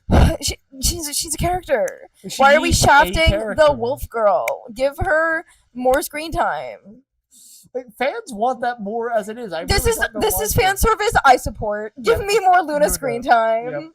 No, agreed. It's like I want Luna to have more of a character. Like I never felt like Luna. We got like bits of it in what was it? Is Cotton Candy? Is that the name of the episode? What's the name of the episode? I'm not sure. I was like Queen. Maybe? Queen Bee. Maybe? I don't know. Okay, but like we got some of it, but it's like mostly centered around Blitz, and whenever she does have an arc, it's Blitz and her, which I do like their dynamic a lot. I do too. But like, you let her have her own thing. I mean, let her have her own thing, but also just generally let her have something. Give her something. Because like, you're right, it does feel like everything she does loosely at least revolve around Blitz in some way. Like her like hating Blitz as a dad. Like I do like the arc that we finally got to the point where she does like recognize Blitz as a father figure. I do like that, but I also feel like that was kind of missing some steps. Yeah, same. Yeah. Same. Like, I do feel like there's I don't know. We kind of got in Seeing Stars a little, which I know is also another hot episode for, like, both of the father figures. I don't know how I feel about that episode. Yeah, because I know you and I have talked about, like, the, like, giving Souls the Past there was not necessarily appropriate for the way that built up. And, like, I don't know. I liked it for Luna and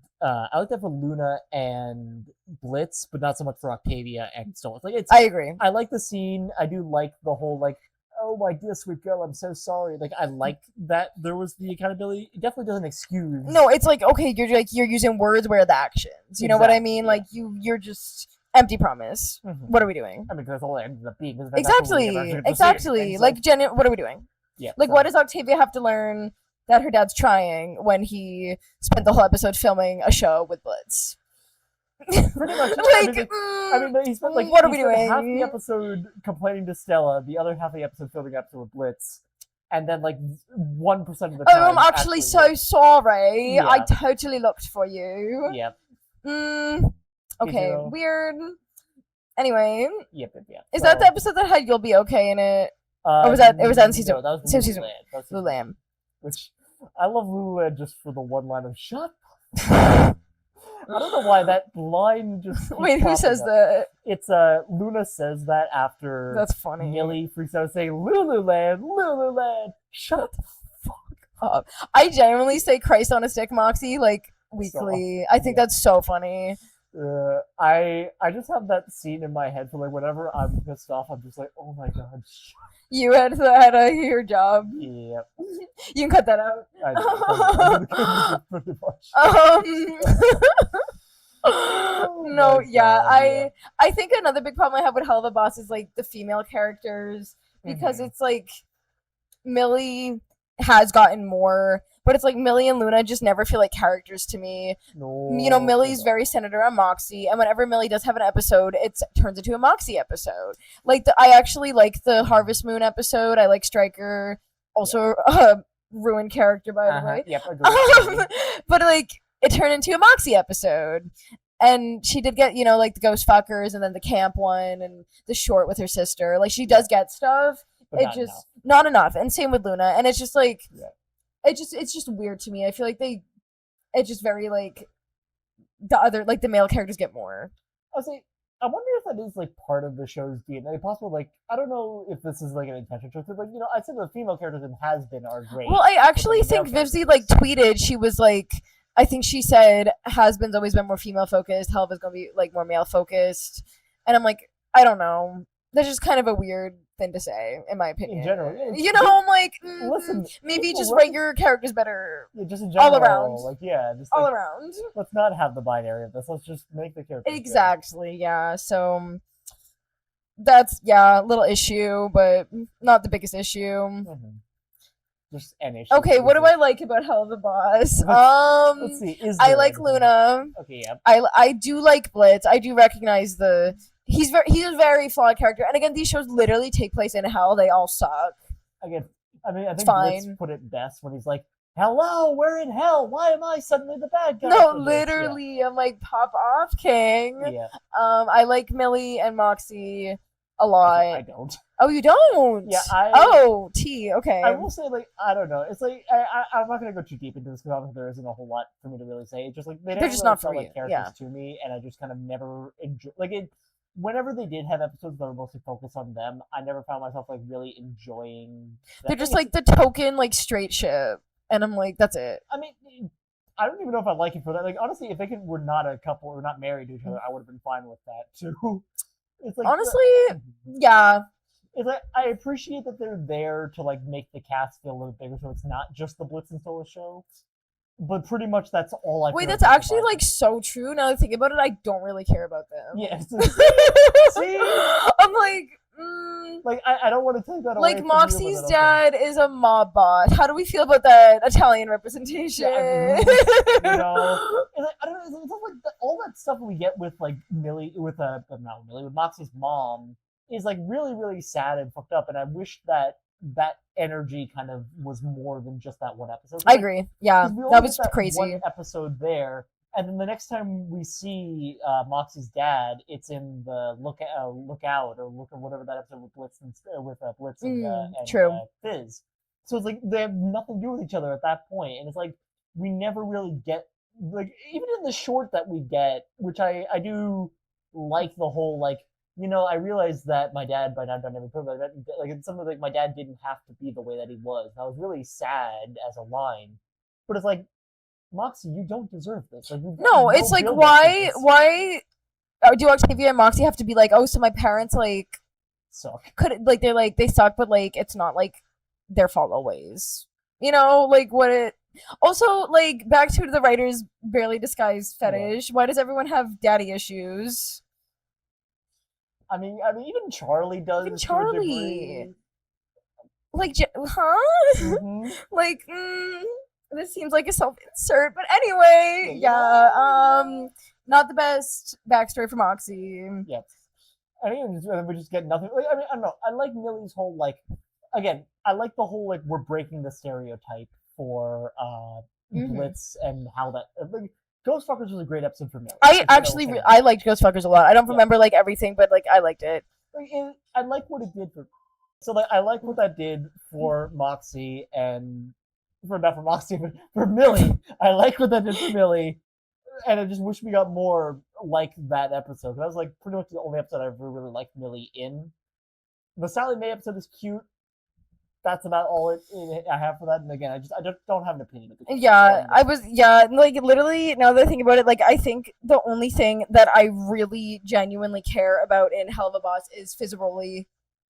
Yeah, and you know what? That is fair. Yeah, like that is also kind of how I feel. Like the 2 minutes notice episode, love that episode. 10 out of 10 episode. Actually, healthy relationship. Healthy relationship. Blitz and Stolas could never. Yeah. Fizzaroli got a great song. Yep. And broke out of the toxic relationship, and it was like really great. Yeah. And Blitz was good in that episode because like Blitz actually, I like how Blitz and Fizz actually like reconciled, had a conversation, and then the next episode it continues their storyline. Yep. It doesn't reset it. Yep. You're not hashing out their, they're still like not fully, back to being friends, but like I like that whole storyline, the whole Fizz Blitz friendship.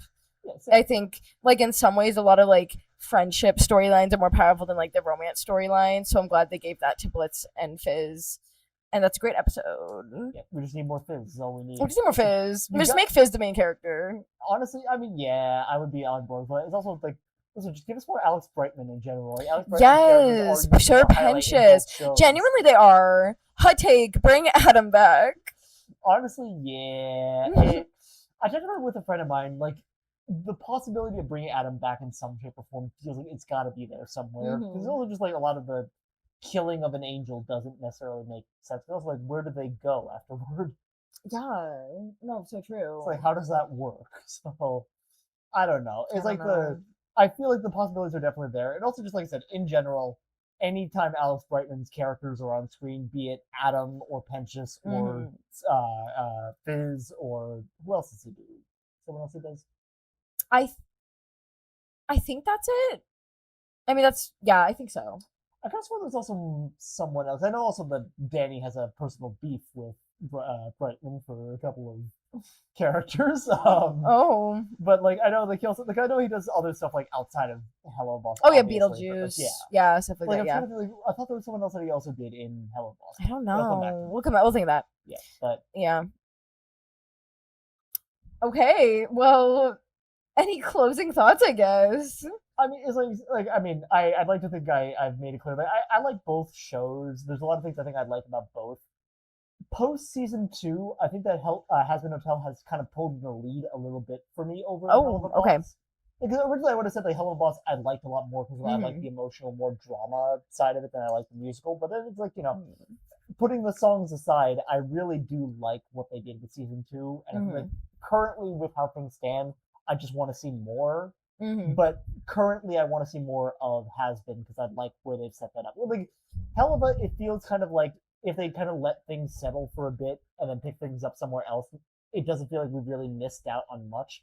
Versus Hazbin, I mean, come on. The season ends with Charlie getting called by her mom. Yes, I need to know what happens. Why is her mom in heaven? Exactly. So it's like there's stuff like that where it's like I just feel like there's so much more in Hazbin that I want to see and that I want to know what's I agree. going on. So right now, I'd say I like Hazbin a lot more. I've said everything I think I wanted to say about why I like the characters that I do. Is there any other like hot topics that we usually talk about when it comes to?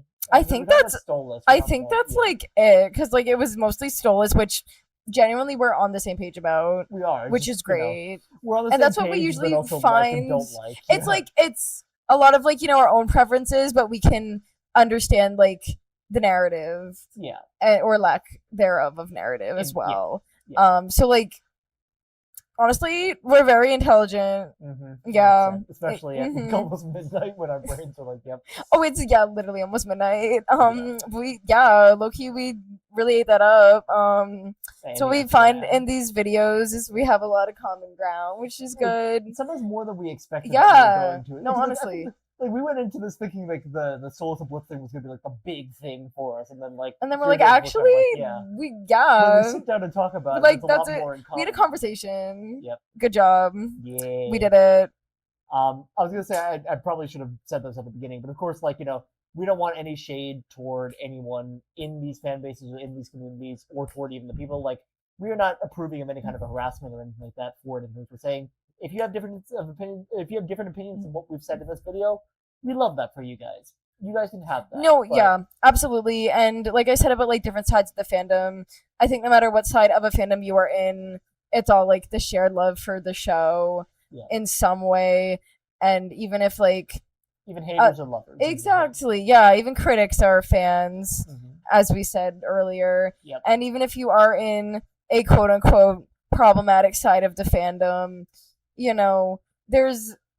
everyone has their niche, their thing they love, and that's fine. I'm not here to shame anybody. Nope. I'm not here to say I know the creators personally and I don't want to spread any false information at all. Yeah. So I obviously am not speaking for the show, and neither one of us. Exactly, yes. And I have seen a lot of lovely people in this fandom, lovely fan art, lovely fan animations, animatics, edits, and it's honestly a it is a great community, and it's a really big community. So there's you can always find that part you want to be in, that part you like, and just stick with that part, that niche.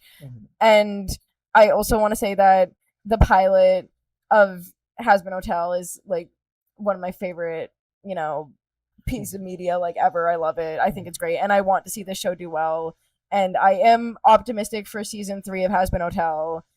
Now, especially more now that we talked it out, I think there is a lot of potential for it. I just really want to see it stick to landing. Hell of a Boss, I'm not going to watch any more of it. Yeah, so Moose, you need to update me on what happened. Yeah, I got you. And listen, if Bigfoot returns in any of these episodes, you'll be the first to know. Yes, let me know. Let me know. Yeah, I think we have another short coming out, I think, this weekend. Okay. So, I mean, the shorts I never really think much of, I'll be completely honest. I appreciate. I checked out at the taco one, and I don't even remember the taco one. Was there not a taco one? Not one I remember. I don't even know what I'm talking about. Wait, you mean the chupacabra one?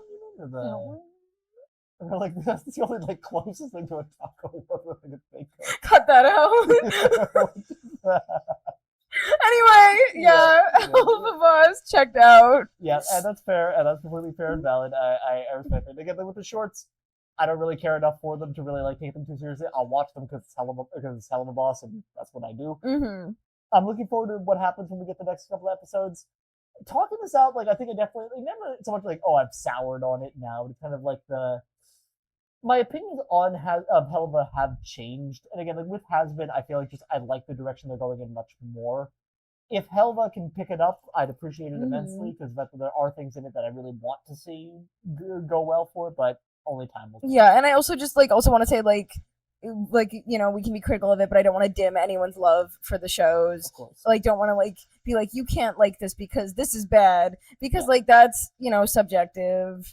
It's personal opinion, and you can you say you still love something and recognize its flaws, but you also don't have to hammer in on every little flaw. You can just be I'm just going to sit here and watch it, and I'm going to enjoy it, and that's okay. Yeah. And that's totally fine. I don't want to tell anyone you can't like this. It sucks because it doesn't suck, right? At all.